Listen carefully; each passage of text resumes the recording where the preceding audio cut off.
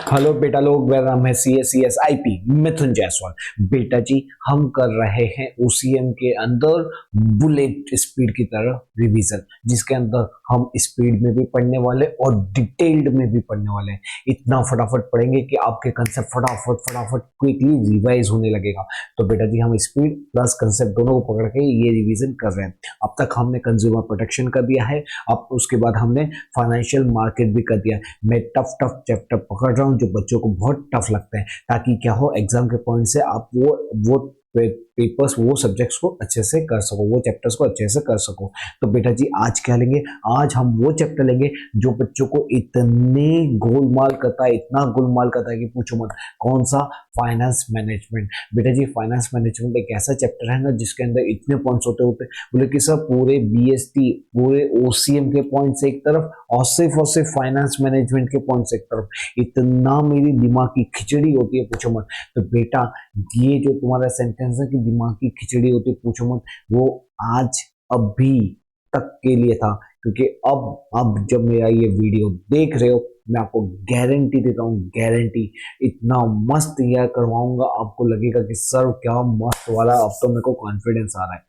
तो बेटा जी, without wasting शुरू करते हैं हमारा आज का ये लेक्चर, जो रहने वाला है फाइनेंशियल मैनेजमेंट के ऊपर। तो आते हैं हमारी स्क्रीन के ऊपर। इससे पहले मैं आगे चलूं, मैं आपको थोड़ा सा बता दूं, I am the kite lover. काफी अच्छे बोल के थोड़ा सा शायद मेरा गला थोड़ा बैठ गया होगा, तो आपको थोड़ा सा वो प्रॉब्लम शायद करेगा थोड़ा सुनने में, तो उसके लिए आई एम वेरी सॉरी, लेकिन पतंग तो हम चकाएंगे। ओके बेटा जी, तो आते हैं हमारी स्क्रीन के ऊपर। यहाँ पे चैप्टर नंबर 8 फाइनेंस मैनेजमेंट। सबसे पहले ये देखते हैं कि फाइनेंस मैनेजमेंट होता क्या है। तो बेटा जी, फाइनेंस ये है, पूरा फाइनेंस से, फाइनेंस के ऊपर है। मतलब फंड कहाँ से आना है, राइट टाइम में आना, और उसका प्रॉपर यूटिलाइजेशन। खाली फंड को लिया वो इम्पोर्टेंट नहीं है, हमको उसको राइट टाइम पे लाना है, उसका प्रॉपर यूटिलाइजेशन को भी ध्यान में रखना है। Are you getting me? उसको प्रॉपर यूटिलाइजेशन को भी ध्यान में रखना है। फाइनेंस मैनेजमेंट का मतलब क्या होता है? To take the decision about the financial matter. मतलब जितने भी फाइनेंशियल डिसीजन मैटर्स से रिलेटेड हैं, सब के सब। बेटा, अगर फ्यूचर में अगर कोई रोल अगर प्ले आप करना चाहते हो, अगर आपको मैथ्स अच्छा लगता है, अगर आपको कैलकुलेशन अच्छा लगता है, तो finance management is the most मतलब इतना अच्छा है ये, इसका एरिया होता है ना कि पूछो मत। क्योंकि फाइनेंस, हर एक बिजनेस को फाइनेंस चाहिए होता है, तो वहां पे हर एक बिजनेस के अंदर फाइनेंशियल मैनेजमेंट चाहिए ही चाहिए। तो कभी आप इसके बारे में भी स्टडी करना। हमारा जो CA होता है, चार्टर्ड अकाउंटेंसी, उसके अंदर भी फाइनेंशियल मैनेजमेंट करके हम बहुत डेप्थ स्टडी करते हैं फाइनेंस को लेकर। तो बेटा जी, जितने भी फाइनेंशियल मैटर होते हैं, सब कौन हैंडल करता है? Financial management. उसको इंप्लीमेंट करना, उसको रिव्यू करना टाइम टू टाइम, ये भी किसका काम होता है? फाइनेंशियल मैनेजमेंट का। ओके, बस। तो अभी आपको ये मालूम पड़ा। अब देखो बेटा, अब मैं क्या करने वाला हूं, मैं आपको एक चीज बता दूं, मैं इसको मेरे तरीके से आपको पढ़ाऊंगा। तो बेटा जी, मैं क्या करूंगा कि ये हमारा ना जो फाइनेंस का जो चैप्टर अलग अलग टुकड़े में बटा हुआ है, तो सबसे पहले हम क्या पढ़ने वाले हैं वर्किंग कैपिटल क्या होता है। हाँ जी, मैंने आपको बताया कि मैं अपने हिसाब से पढ़ूंगा, तो अभी हम इसको थोड़ा सा स्किप करके चलते हैं नीचे वर्किंग कैपिटल में। तो आप भी फटाफट, आपके पास बुक्स है तो बुक्स में से पढ़िए, और आप नोट्स में भी यहाँ पे देख सकते हैं। ठीक है, चलो आते हैं हमारे वर्किंग कैपिटल के ऊपर। वर्किंग कैपिटल बेटा जी क्या होता है? वर्किंग कैपिटल का मतलब होता है हमारे डे टू डे जो बिजनेस एक्सपेंडिचर किए जाते हैं, जैसे रॉ मटेरियल परचेस करना, collection from debtor day, bills receivable, मतलब पूरा का पूरा क्या है, डे टू डे बिजनेस के जो एक्सपेंस होता है, उसी को हम क्या बोलते हैं? Working capital. ये क्या होता है? ये कॉन्स्टेंटली सर्कुलेटिंग होता है। बेटा जी, सर्कुलेटिंग कैसे होता है? हमने ना कैश था, कैश से क्या परचेस किया? रॉ मटेरियल परचेस किया, तो कैश कन्वर्ट हो गया रॉ मटेरियल में, उससे मैंने सेमी फिनिश गुड्स बनाया, उसके बाद मैंने उसको कन्वर्ट किया फिनिश गुड्स के अंदर, उसके बाद मैंने उसको क्रेडिट सेल किया, उसके बाद ये क्रेडिट सेल का पैसा मेरे पास आया।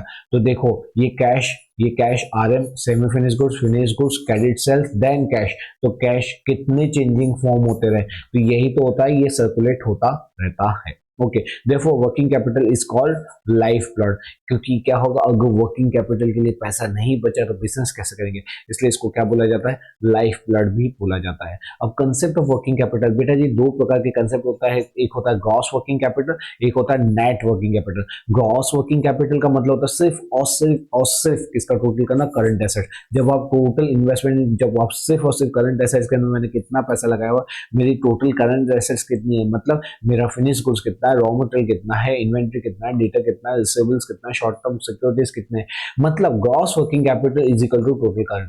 हम बैलेंस शीट के अंदर fix asset and current assets होता है, सिर्फ करंट एसेट्स को ध्यान में रखते हो, उसका मतलब क्या होता है, working capital, gross working capital. Net working capital का मतलब क्या होता है, current asset minus current liability, current asset minus current liability. बेटा जी जब आपकी current asset is more than current liability होती है, मतलब आपका जो वर्किंग कैपिटल है वो कैसा है, पॉजिटिव, क्योंकि आपकी करंट एसेट्स ज्यादा है। लेकिन अब जब आपकी करंट एसेट्स कम होती है as compare to current liability, आपकी वर्किंग कैपिटल क्या बोली जाती है, नेगेटिव वर्किंग कैपिटल है। ओके जी, तो इसके ऊपर हमारा डिफरेंशिएशन आता है, फटाफट ये भी मैं आपको बता देता हूँ। ग्रॉस का मतलब क्या होता है, ग्रॉस सिर्फ करंट एसेट्स को, नेट के अंदर current asset minus current liability. बेटा लिक्विडिटी पोजीशन से कुछ मालूम नहीं पड़ता, इट डज नॉट इंडिकेट, खाली आप एसेट तरफ देख के क्या पता लगा लोगे कि लिक्विडिटी पोजीशन कैसी है, आपको ये मालूम करना पड़ेगा कि नेट आपके हाथ में पैसा कितना है, टोटल एसेट में से टोटल लायबिलिटी माइनस करेंगे, टोटल करंट एसेट्स में से टोटल लायबिलिटी, तभी तो हमको नेट लिक्विड पोजीशन मालूम पड़ेगा।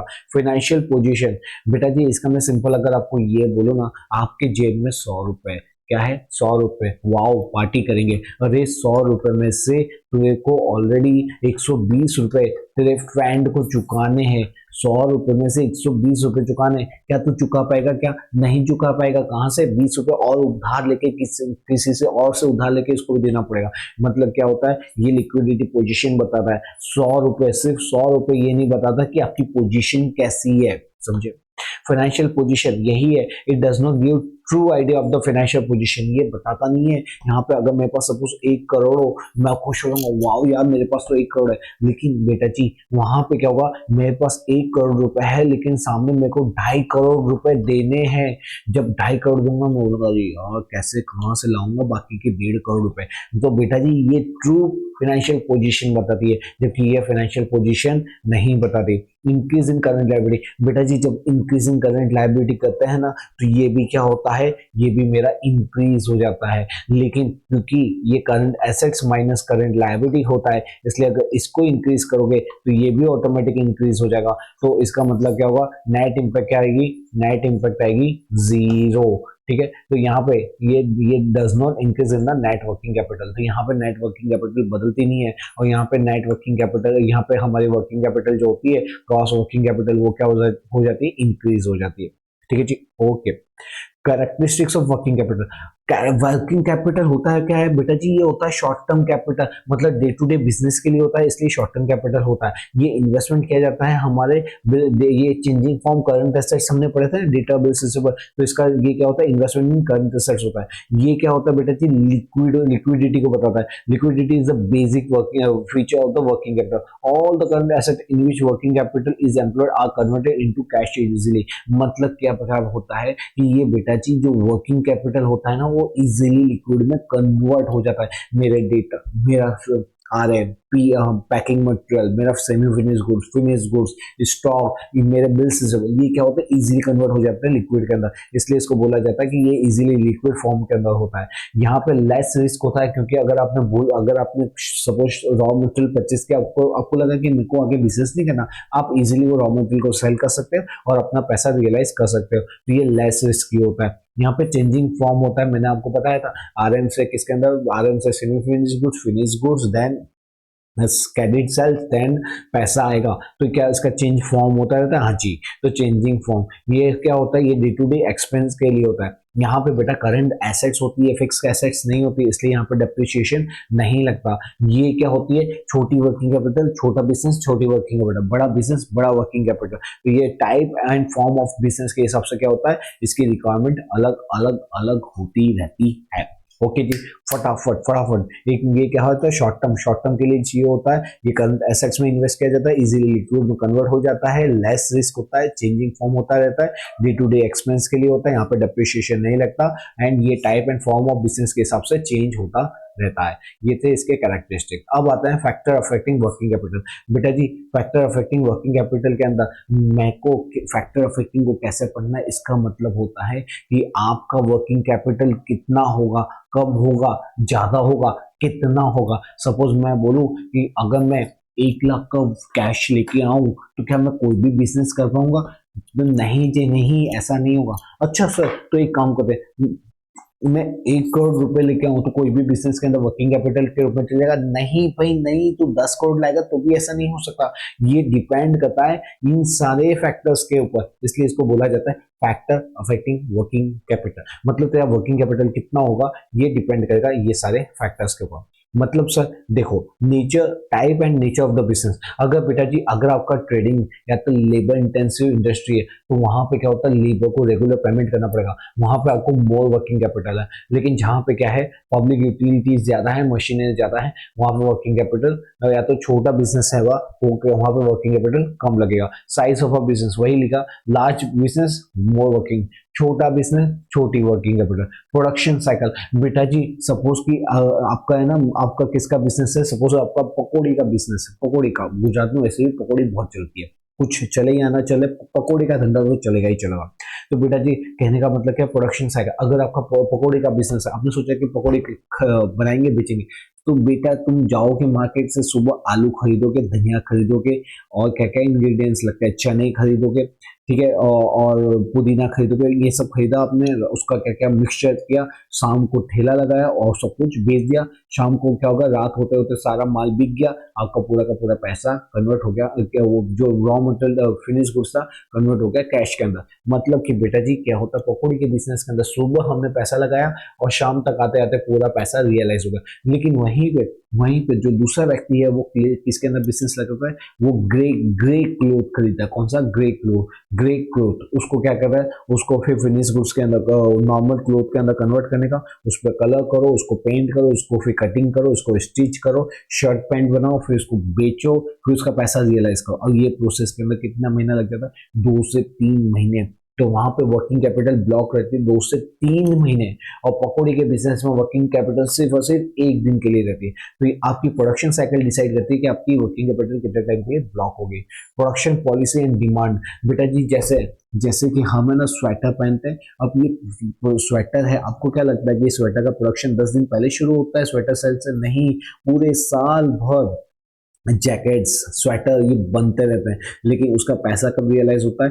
जब विंटर सीजन आता है तब। तो यहाँ पे प्रोडक्शन पॉलिसी एंड डिमांड, तो आपकी डिमांड कैसी है, आपकी प्रोडक्शन पॉलिसी क्या, वो डिसाइड करती है कि अब भाई आपको वर्किंग कैपिटल कम चाहिए होगा कि ज्यादा चाहिए होगा। Stock pile of raw material, बेटा जी कितनी बार क्या होता है, स्टॉक की इतनी शॉर्टेज हो जाती है ना कि हम क्या करते हैं कि हमको लगता है कि यार ये स्टॉक नहीं मिला, तो वो स्टॉक को खरीद के क्या करते हैं, हम स्टॉक को रख लेते हैं अपने गोडाउन के अंदर। उससे होता क्या है, अब वो स्टॉक यूज होगा 2 महीने बाद, 3 महीने बाद, लेकिन हमको यही होता है स्टॉक नहीं मिला, तो इसलिए हम क्या करते हैं, पहले से खरीद के रख लेते हैं। मतलब हमारी जो अमाउंट है वो ब्लॉक हो जाती है स्टॉक के अंदर। इसका मतलब क्या, अगर स्टॉक पाइल सिचुएशन होते हैं तो वर्किंग कैपिटल ज्यादा चाहिए। लेकिन नहीं, हमारा बिजनेस तो ऐसा है जहाँ पे स्टॉक मटेरियल, जहाँ पे स्टॉक जो है ना, जाओ दुकान पे आराम से खरीद सकते हो, कोई इसका स्टॉक पाइल नहीं होती, इसकी स्टॉक की शॉर्टेज नहीं होती। ऐसा नहीं होता, स्टॉक शॉर्टेज नहीं होता।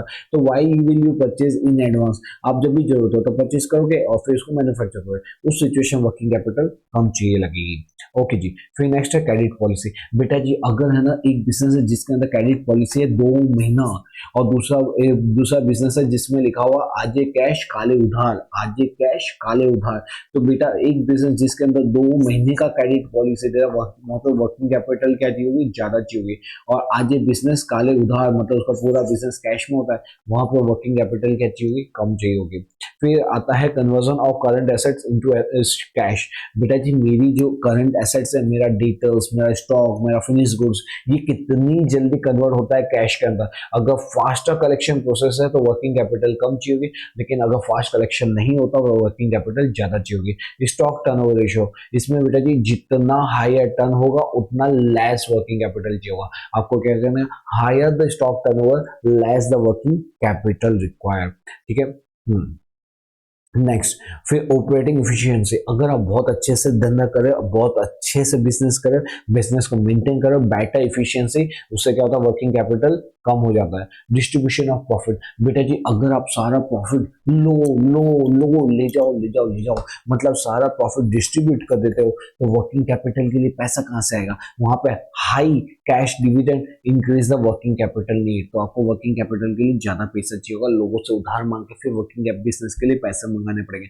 लेकिन वहीं पे बेटा आप क्या करते हो, वहां पे बहुत ज्यादा डिविडेंड डिक्लेयर नहीं करते, वो रिटेन करते हो खुद के पास। उस सिचुएशन में क्या हुआ, उस सिचुएशन में वर्किंग कैपिटल कम चाहिए। चलो फटाफट एक बार वापस मैं आपको रिवीजन कर रहा हूँ। Types and nature of business, अगर ट्रेडिंग है तो लेबर इंटेंसिव बिजनेस है तो वर्किंग कैपिटल ज्यादा चाहिए।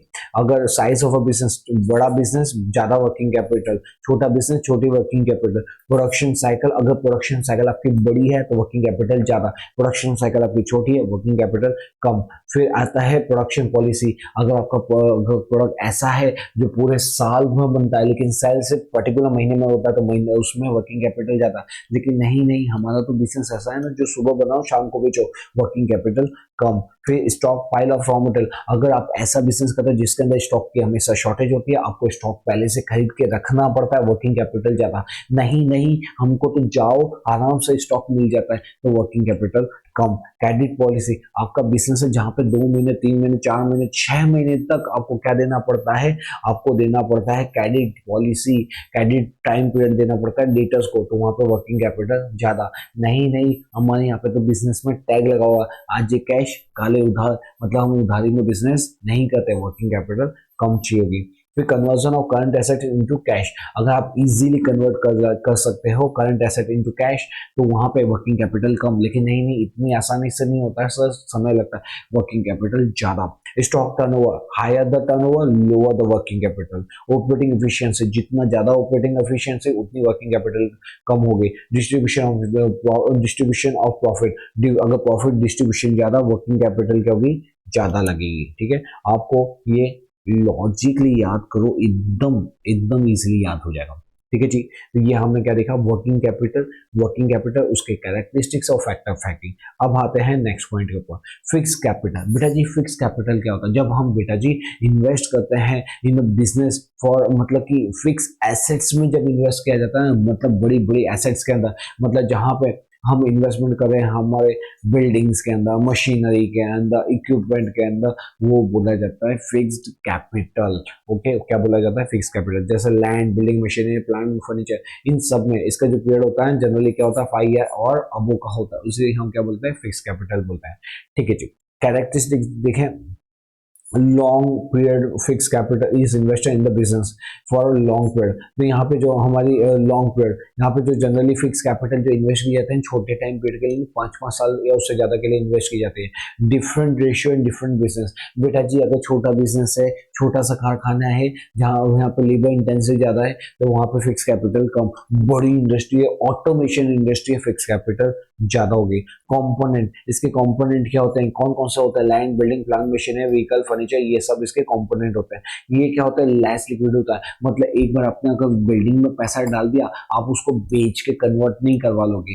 क्यों? क्योंकि आपको मालूम है ये बिल्डिंग काम आएगी मेरे बिजनेस के लिए, तो यहाँ पे क्या होता है, लेस लिक्विड होता है, यहाँ पे रिस्क ज्यादा होता है, क्योंकि यहाँ पे क्या होता है, इन्वेस्टमेंट बड़ी अमाउंट में होता है। इन्वेस्टमेंट जैसे बिल्डिंग खरीदी, 5 CR की बिल्डिंग आई, अब जितना ज्यादा बड़ा इन्वेस्टमेंट उतना बड़ा रिस्क होगा।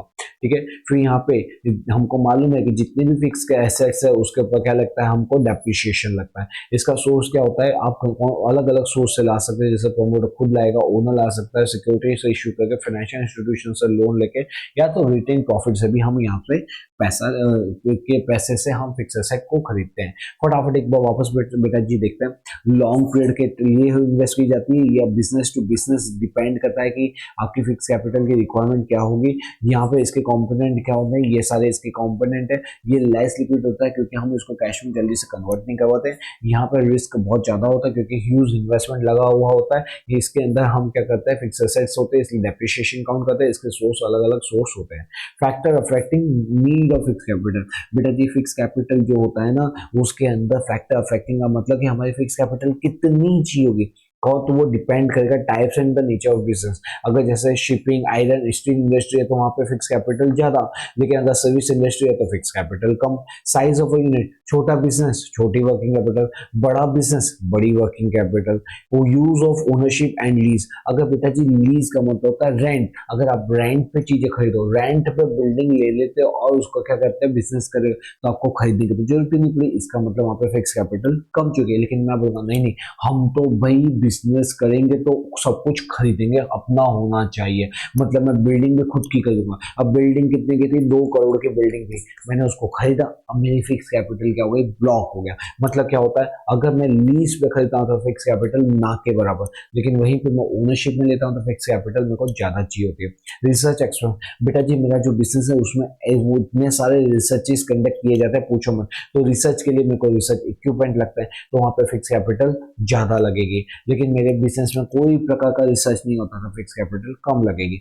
मॉडर्न टेक्नोलॉजी, बेटा जी हमारा जो बिजनेस है उसके अंदर मशीन को अपग्रेड किया जाता है टाइम टू टाइम। हमको क्या किया जाता है, आउटडेटेड मशीन को निकालना पड़ता है और नई मशीन को खरीदना पड़ता है, भले 2 महीने 2 साल ही क्यों नहीं हो, हमको नई मशीनरी अपनानी पड़ती है मार्केट में टिके रहने के लिए। तो बेटा जी जब मॉडर्न टेक्नोलॉजी आप यूज करते हो तो बार बार आपको नई मशीन इंस्टॉल करवानी पड़ेगी, तो फिक्स कैपिटल की रिक्वायरमेंट ज्यादा होगा। लेकिन आपका बिजनेस ऐसा है कि आउटडेटेड भी चलाओगे तो कोई प्रॉब्लम नहीं है, तो वहां पे फिक्स कैपिटल कम चाहिए।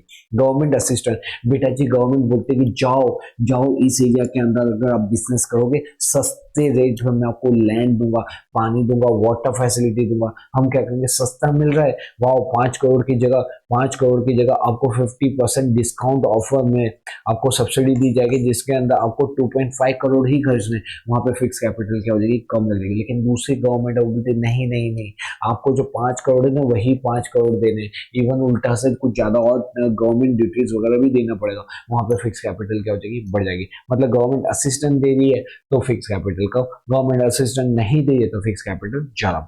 एस्टेब्लिशमेंट एक्सपेंस, बेटा जी अगर आपका एस्टेब्लिशमेंट एक्सपेंस बहुत ज्यादा है तो फिक्स कैपिटल क्या होती है, ज्यादा चाहिए होते हैं। जैसे सोल प्रोप्राइटरशिप पार्टनरशिप होते हैं वहां पे लेस एस्टेब्लिशमेंट एक्सपेंस होते हैं, जबकि कंपनीज वगैरह होते हैं वहां पे रजिस्ट्रेशन फीस, लीगल फीस, बहुत सारे फीस लगती है, वहां पे क्या होती है, फिक्स कैपिटल ज्यादा लगती है। ओके, फटाफट एक बार वापस से क्विक रिवीजन कर लेते हैं। हमने पढ़ा फैक्टर अफेक्टिंग क्या होता है, तो बेटा हमारी फिक्स कैपिटल किससे फर्क पड़ेगी। पहला होगा type and nature of business, हमारा type of nature of business कैसा है। अगर हमारे यहाँ पे नेचर ऑफ बिजनेस कैपिटल वाला जाता है, मशीनरी का यूज ज्यादा होता है तो फिक्स कैपिटल ज्यादा चाहिए होगी। और सर्विस इंडस्ट्री जहाँ पे मशीनरी कम लगती है वहाँ पे फिक्स कैपिटल कम। अगर छोटा बिजनेस छोटी कैपिटल, बड़ा बिजनेस बड़ी कैपिटल, ओनरशिप पे ले रहे हो तो ज्यादा कैपिटल, लीज पे ले रहे हो तो कम कैपिटल, रिसर्च एक्सपेंस बहुत ज्यादा करने पड़ता है तो ज्यादा फिक्स कैपिटल रिक्वायर, कम करना पड़ेगा तो या तो भी नहीं करोगे तो भी चलेगा, तो फिर फिक्स कैपिटल की रिक्वायरमेंट कम। मॉडर्न टेक्नोलॉजी वगैरह यूज करो, कौन सी मॉडर्न टेक्नोलॉजी, उस सिचुएशन में क्या होगा, फिक्स कैपिटल ज्यादा। लेकिन आउटडेटेड भी चलेगा तो हमको कोई फर्क नहीं पड़ेगा, फिक्स कैपिटल कम। फिर गवर्नमेंट आपको बेनिफिट दे रही है तो आपको फिक्स कैपिटल कम लगेगा, गवर्नमेंट कोई प्रकार का बेनिफिट नहीं दे तो फिक्स कैपिटल ज्यादा लगेगा। एस्टेब्लिशमेंट एक्सपेंस, अगर कोई चीज को एस्टेब्लिशमेंट जैसे सेटअप करने का अगर खर्चा कम है तो फिक्स कैपिटल कम, और खर्चा बहुत ज्यादा है तो फिक्स कैपिटल ज्यादा। ओके बेटा जी, तो अब हम आते हैं हमारे difference between fix capital and working capital. अब फिक्स कैपिटल वर्किंग कैपिटल का डिफरेंस और दोनों का डिटेल तो हम ऑलरेडी डिस्कस कर चुके हैं, तो अब इसके डिफरेंस क्या होता है, एकदम ही आसान है बेटा इसका डिफरेंस कैसे निकालते हैं। इसका डिफरेंस चलो, पहला इसका मीनिंग, फिक्स कैपिटल किससे रिलेटेड होता है, इन्वेस्टमेंट इन फिक्स एसेट्स के होता है। वर्किंग कैपिटल क्या होता है, डे टू डे, मतलब यहाँ पे इन्वेस्टमेंट कहाँ किया जाता है, करंट एसेट्स के अंदर किया जाता है। यहाँ पे पीरियड क्या होता है, यहाँ पे लॉन्ग पीरियड होता है क्योंकि फिक्स एसेट्स है, ये करंट एसेट्स है तो इसका ये जो अमाउंट जो ब्लॉक होती है, अमाउंट जो ब्लॉक होती है लॉन्ग पीरियड के लिए होती है, जबकि अमाउंट ब्लॉक होती है शॉर्ट पीरियड के लिए। यहाँ पे लिक्विडिटी, इसको हम इजीली कन्वर्ट नहीं कर सकते, रेशियो ऑफ लिक्विडिटी लेस होती है। यहाँ पे लिक्विडिटी हाई होती है क्योंकि यहाँ पे चेंजिंग फॉर्म होता रहता है। यहाँ पे स्टॉक से हमने कैश से रॉ मटेरियल परचेस किया, रॉ मटेरियल से सेमी फिनिश गुड्स, उससे फिनिश गुड्स, उससे सेल किया, क्रेडिट हुआ, फिर कैश रियलाइज हुआ, हमारा कैश कन्वर्ट हो गया। ठीक है। रिस्क, यहाँ पे रिस्क हाई होता है क्योंकि हाई इन्वेस्टमेंट हाई रिस्क, यहाँ पे इन्वेस्टमेंट इतना नहीं होता इसलिए यहाँ पे रिस्क लो होता है कंपैरेटिवली। रिक्वायरमेंट होती है परचेज ऑफ फिक्स एसेट के लिए, यहाँ पे रिक्वायरमेंट होती है डे टू डे बिजनेस के लिए। इसके जो सोर्स होते हैं वो हो सकते हैं शेयर्स, डिबेंचर, फाइनेंशियल इंस्टीट्यूशन से लोन लेना। इसके जो सोर्स होते हैं वो क्रेडिट पे आपने गुड्स परचेज कर लिया, बैंक ओडी फैसिलिटी ले ली, और या तो इंडिजिनियस बैंकर की कोई फैसिलिटीज आपने लिया है। डेप्रिसिएशन, फिक्स एसेट है तो यहाँ पे डेप्रिसिएशन लगेगा ही लगेगा, लेकिन करंट एसेट पे कभी डेप्रिसिएशन लगता नहीं है। ओके बेटा जी, तो मैं आपको ये चैप्टर की, क्योंकि चैप्टर बहुत बड़ा है, मैं आपको इसकी समरी भी बताते जाता हूँ। आते हैं हम शुरू में, हमने क्या कर रहे हैं। देखिए जी, देखिए और हमारा ये जो चैप्टर है ना, इसके अंदर हमने कैसे शुरू किया। तो हमने पहला पॉइंट ए कंप्लीट किया, किसके बारे में, बोलिए वर्किंग कैपिटल। ठीक है जी, हमने वर्किंग कैपिटल, उसके कैरेक्टरिस्टिक एंड फैक्टर अफेक्टिंग पढ़ा। फिर बी हमने क्या पढ़ा, फिक्स कैपिटल, उसके भी कैरेक्टरिस्टिक्स एंड फैक्टर अफेक्टिंग। ठीक है जी। और तीसरा क्या देखा, इनका डिफरेंशिएशन। ठीक है। अब हम आते हैं हमारे नेक्स्ट टॉपिक के ऊपर, सी, जो क्या रहेगा, कैपिटल स्ट्रक्चर। बेटा जी कैपिटल स्ट्रक्चर बच्चों को बहुत प्रॉब्लम करता है कैपिटल स्ट्रक्चर को समझने में, क्योंकि बहुत सारे इसके अंदर पॉइंट्स आते हैं। चलो देखते हैं, कुछ बड़ी बात नहीं है कैपिटल स्ट्रक्चर के अंदर, सिंपल है, कंसेप्ट समझ में आ जाएगा, चैप्टर बड़ा ही आसान लगेगा आपको। तो कैपिटल स्ट्रक्चर के ऊपर आते हैं। देखो कैपिटल स्ट्रक्चर, सबसे पहले तो ये देखते हैं कि कैपिटल स्ट्रक्चर होता क्या है। बेटा जी कैपिटल स्ट्रक्चर का मतलब होता है कि हम जो कंपनी चालू करते हैं, बिजनेस चालू करते हैं, तो उसके अंदर क्या चाहिए होता है, सबसे इंपॉर्टेंट पैसा चाहिए होता है, मनी चाहिए होता है। उसके बिना तो आप कोई भी बिजनेस चालू नहीं कर सकते। तो यहाँ पे हमको बिजनेस के अंदर हमको एस्टिमेट करना पड़ता है कि हमारी नीड कितनी है, हमको कितना मनी रिक्वायरमेंट है, और उसके लिए कहाँ से सोर्स ऑफ कैपिटल आएगा, फंड आएगा, ये दोनों हम डिसाइड करते हैं। ठीक है। तो यहाँ पे company can obtain capital fund from the various source, जैसे हम कहाँ से पैसा ला सकते हैं। बीइंग अ कंपनी है यहाँ पे, इसलिए वो equity share, preference share, debenture, वहां से पैसे ला सकती है। अब बेटा जिस अलग अलग प्रोपोर्शन में पैसे लाती है उसी को बोला जाता है कैपिटल स्ट्रक्चर। मतलब क्या हुआ, मतलब कि सपोज कि एक company equity share, preference share, debenture और सपोज की लोन, ठीक है, एक कंपनी बोलती कि नहीं हम तो पूरा का पूरा पैसा इक्विटी से ही लाएंगे। ठीक है, 100 रुपीज चाहिए था, वो 100 रुपीज यहाँ से लाई। दूसरी कंपनी बोलती है कि नहीं हम तो क्या करेंगे, 80 नहीं, सपोज कि 60 रुपीज कैपिटल से लाएंगे, 10 बाकी अदर सोर्स से लाएंगे, वो कितना हो गया, 100 हो गया। तीसरी कंपनी बोलती है कि नहीं हम तो यहाँ पे सपोज 20 रुपीज इक्विटी से लाएंगे, 60 रुपीज यहाँ से लाएंगे, 10 रुपीज यहाँ से लाएंगे, 10 रुपीज यहाँ से लाएंगे, ये भी 100 होगा। लास्ट कंपनी बोलती है कि भाई ऐसा नहीं, हम तो क्या करेंगे, डिबेंचर से 80 रुपीज लाएंगे, इक्विटी से 20 लाएंगे और बाकी का कहीं से नहीं लाएंगे। मतलब क्या होता है, ये सारे क्या है, ये different type of capital structure है बेटा। यहाँ पे क्या हो रहा है, यहाँ पे कंपनी डिसाइड करती है, कंपनी ऐसी कोई मेथड नहीं होती कि आपको क्या किस में से पैसा कितना लाना है। आपको अपने बिजनेस को ध्यान में रख के, अपनी इनकम को ध्यान में रख के, अपने जो शेयर होल्डर, डायरेक्टर, उन सब की साइकोलॉजी को ध्यान में रख के वो क्या करते हैं, ये पैसे को लाते हैं अलग सोर्स से। समझ गए? तो ये क्या है, different type of capital structure है। तो इसी को तो combination of different type of security को ही हम क्या बोलते हैं, कैपिटल स्ट्रक्चर बोलते हैं। बेटा ये हमारी कैपिटल है, ये हमारी कैपिटल है, जी हाँ जी, equity share, preference share, debenture, loan, ये हमारी कैपिटल है और ये इसका स्ट्रक्चर है, समझ गए, ये इसका क्या है, स्ट्रक्चर, जिसके अंदर कौन कौन से प्रोपोर्शन में कहां कहां से पैसा ला रहा हूं। वाओ वाओ, क्लियर हुआ ना बेटा।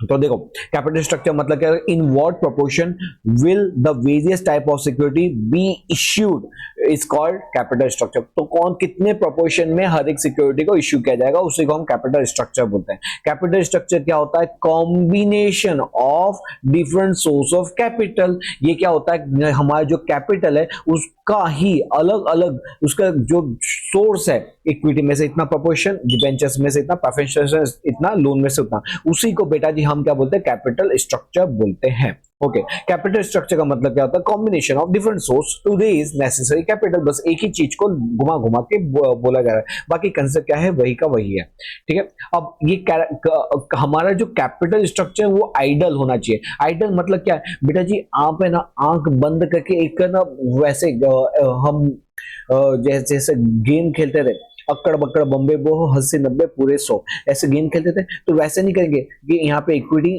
Debenture, preference share and loan, और फिर हम बोलेंगे अक्कड़ बक्कड़ बम्बे बो 80 90 पूरे 100 इसमें ज्यादा है तो इसको 50% लाएंगे, फिर अक्कड़ बक्कड़ बम्बे बो 80 90 पूरे 100, ये 30% ले आओ, फिर जिसके अंदर सपोज ये 20% ले आओ, ठीक है। तो वैसे नहीं करेंगे, सपोज इधर 10% लिया, इधर भी 10% लिया, कि भाई हमने क्या किया, कुछ भी कैपिटल स्ट्रक्चर कर दी, नहीं, हमको आइडल कैपिटल स्ट्रक्चर रखना चाहिए। बेटा आइडल कैपिटल स्ट्रक्चर क्या है, कैसा होता है, उसके कैरेक्टरिस्टिक्स अब हम देखेंगे।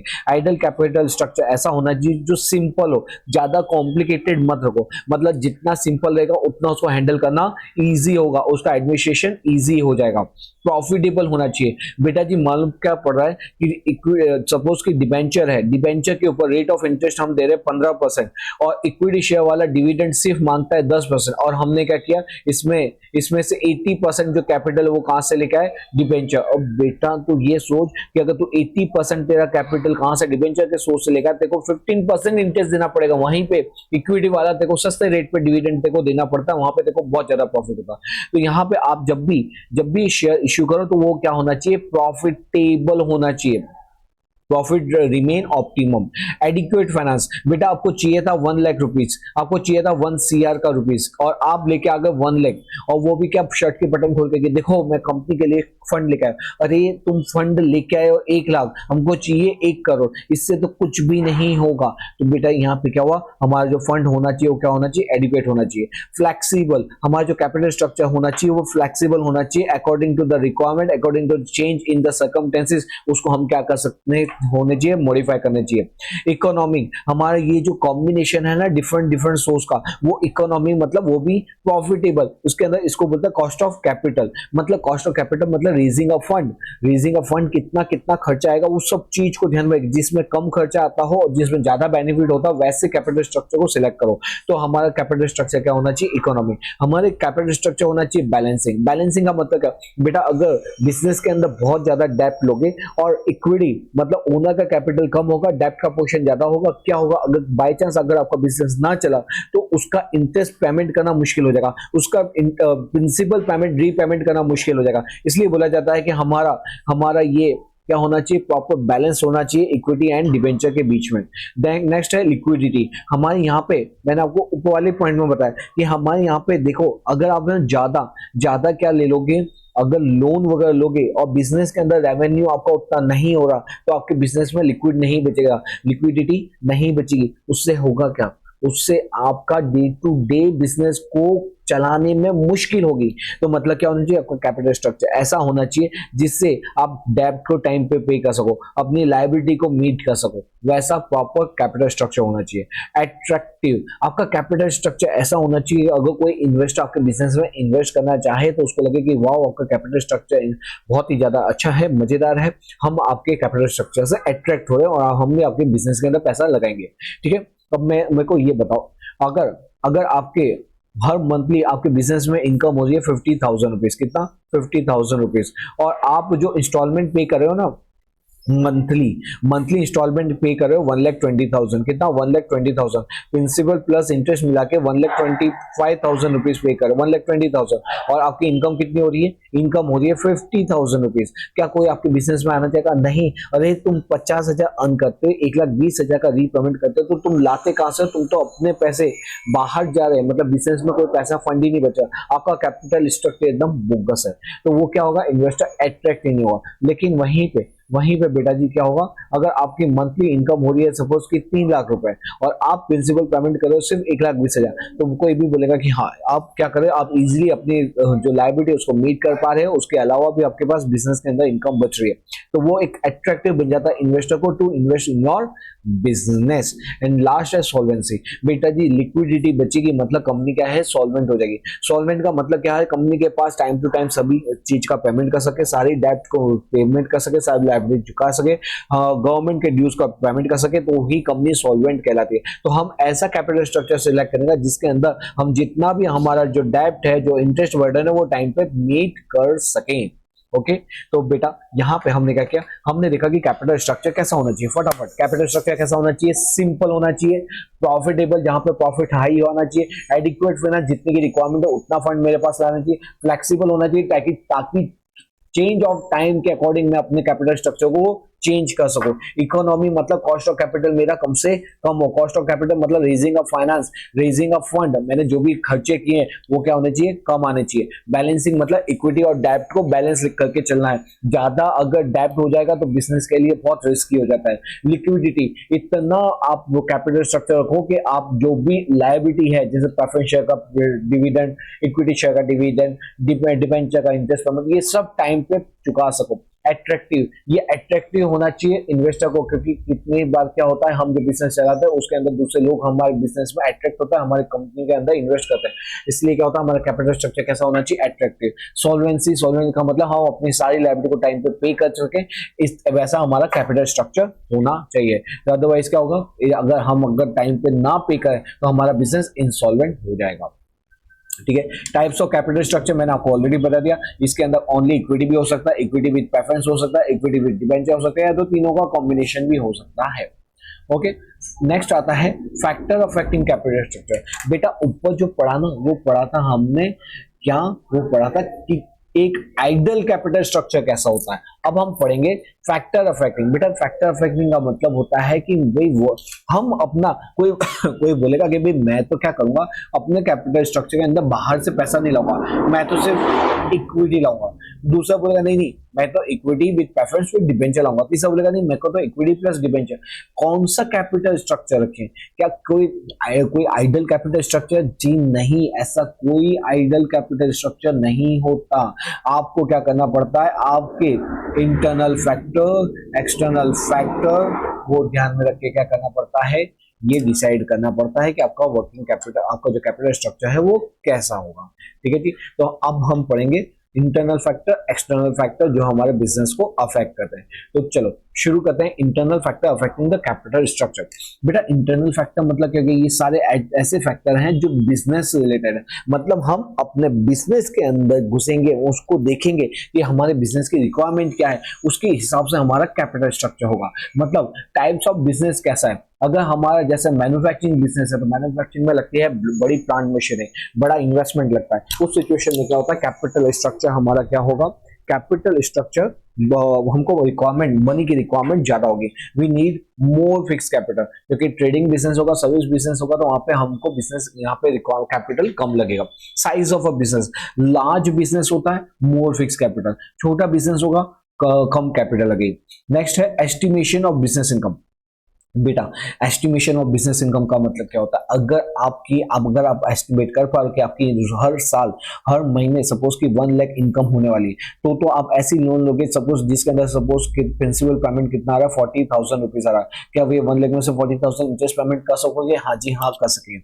मतलब क्या, इफ द फ्यूचर इनकम आपकी स्टेबल है तो हम कहाँ पे जाएंगे, हम बोरोड कैपिटल में जाएंगे। लेकिन अगर आपकी इनकम क्या होती रहती है, फ्लक्चुएट होती रहती है, फ्लक्चुएट किसी महीने ज्यादा, किसी महीने कम, किसी महीने ज्यादा, किसी महीने कम, उस सिचुएशन में हम कभी भी बोरोड फंड से पैसा नहीं लाएंगे। क्यों? क्योंकि अगर जिस समय इनकम सबसे कम हो और प्रिंसिपल पेमेंट हर हर साल करना है तो उसका पेमेंट इंस्टॉलमेंट कहाँ से चुकाओगे। इसलिए हमको क्या करना पड़ता है कि हमको हमारी बिजनेस इनकम को देख के ही कैपिटल स्ट्रक्चर को सिलेक्ट करना पड़ता है। Nature and the requirement of asset, बेटा जी अगर हमको चाहिए फिक्स एसेट्स, अगर हमको चाहिए फिक्स एसेट को परचेस करने के लिए, फिक्स एसेट को परचेस करने के लिए पैसा चाहिए तो हम कहां से लाएंगे, हम जाएंगे, हम वहां पे उस सिचुएशन में इक्विटी से पैसा लेके आएंगे। Business needed more fix asset require high fix capital, ठीक है, और उस सिचुएशन में हम इक्विटी से पैसा लेंगे। क्यों? क्योंकि इक्विटी में क्या होगा, हमको उसको चुकाने की रिक्वायरमेंट आएगी नहीं। और दूसरा क्या होता है, फिक्स एसेट के अंदर यहाँ पे फिक्स एसेट को इंस्टॉलेशन करवाना, जैसे बिल्डिंग है, लैंड है, उसको बिल्डिंग का construction, plant machinery installation take time. तो यहाँ पे हम कहाँ से पैसा लेंगे, इक्विटी शेयर से पैसा लेंगे। एटीट्यूड ऑफ डायरेक्टर, बेटा डायरेक्टर बोलता है कि मेरे को कोई भी थर्ड पार्टी का इन्वॉल्वमेंट नहीं चाहिए, कोई भी थर्ड पार्टी का इन्वॉल्वमेंट नहीं चाहिए। उस सिचुएशन में आपने शार्क टैंक देखा हुआ, शार्क टैंक, शार्क टैंक के अंदर क्या होता है, वो अपनी इक्विटी तो बेचते हैं, वो बोलता है कि हम अपनी 10% इक्विटी शेयर आपको देना चाहेंगे इतने परसेंट इन्वेस्टमेंट पे। मतलब क्या होता है, वो बिजनेस के अंदर इन्वेस्टमेंट करते हैं जिसके बदले उनको इक्विटी दिया जाता है, मतलब वो भी अब कंपनी के मालिक बन जाते हैं। क्या बन जाते हैं? मालिक बन जाते हैं। तो बेटा यहाँ पे क्या होता है, एटीट्यूड ऑफ डायरेक्टर क्या है, अगर डायरेक्टर बोलते कि भाई मेरे को तो अपना कंट्रोल रिटेन करना है तो मैं थर्ड पार्टी को इक्विटी शेयर इशू नहीं करूंगा। फाइनेंशियल रिक्वायरमेंट, फाइनेंशियल रिक्वायरमेंट मतलब क्या होता है, small capital need to be met by the equity share. मतलब अगर आपकी छोटी सी कैपिटल, आपको छोटी, सपोज आपको 10 लाख रुपए चाहिए तो आप कहां से ले आओगे, इक्विटी शेयर से पैसे लेके आओ। लेकिन आपको 1000 करोड़ रुपए चाहिए तो आप अलग अलग अलग सोर्स से पैसे लेके आओगे। Duration of capital account, permanent capital के लिए चाहिए, क्या चाहिए, परमानेंट के लिए तो आप कहां से लाओगे, इक्विटी शेयर से, क्योंकि इक्विटी शेयर को आपको रीपेमेंट नहीं करना होता। लेकिन आपको शॉर्ट टर्म नीड चाहिए तो आप क्या करो, आप डिबेंचर से, प्रेफरेंस शेयर से पैसा लेके आ जाओ। समझ गए? अगर आपको क्या चाहिए, अगर आपको परमानेंटली चाहिए तो इक्विटी शेयर, और आपको टेम्पररी चाहिए तो डिबेंचर। तो ये बेटा जी मैं अपने बिजनेस के अंदर कौन सी प्रकार की कैपिटल लूंगा, इक्विटी लूंगा, प्रेफरेंस लूंगा, डिबेंचर लूंगा, ये डिपेंड करता है इंटरनल फैक्टर के ऊपर। तो वापस एक बार क्विकली बता देता हूं, टाइप्स ऑफ बिजनेस कैसा है उसके ऊपर डिपेंड करेगा आपकी फिक्स कैपिटल रिक्वायरमेंट ज्यादा होगी कि कम होगी। साइज ऑफ बिजनेस आपका कैसा, बड़ा है छोटा, अगर बड़ा बिजनेस है फिक्स कैपिटल रिक्वायरमेंट ज्यादा, अगर छोटा है तो fix capital requirement come. Estimation of business income, आपकी अगर बिजनेस इनकम रेगुलर होने वाली है तो फिर आप क्या करोगे, डेप्थ में जाओगे, लेकिन रेगुलर नहीं होने वाली इक्विटी में जाओगे। रिक्वायरमेंट ऑफ एसेट्स, अगर आपको रिक्वायरमेंट फिक्स एसेट के लिए है तो आपको ज्यादा फिक्स कैपिटल की जरूरत पड़ेगी। Attitude of director, attitude of director भी हमको तो कंट्रोल कंपनी के अंदर हमारा ही होना चाहिए, तो थर्ड पार्टी को इक्विटी शेयर इशू नहीं किया जाएगा। फाइनेंशियल रिक्वायरमेंट, अगर आपको छोटी कैपिटल चाहिए तो आप सिर्फ इक्विटी शेयर से लेकर आओ, क्योंकि कॉम्प्लिकेशन बहुत होती है सबको संभालना, इक्विटी को, प्रेफरेंस को, डिबेंचर को, लोन को।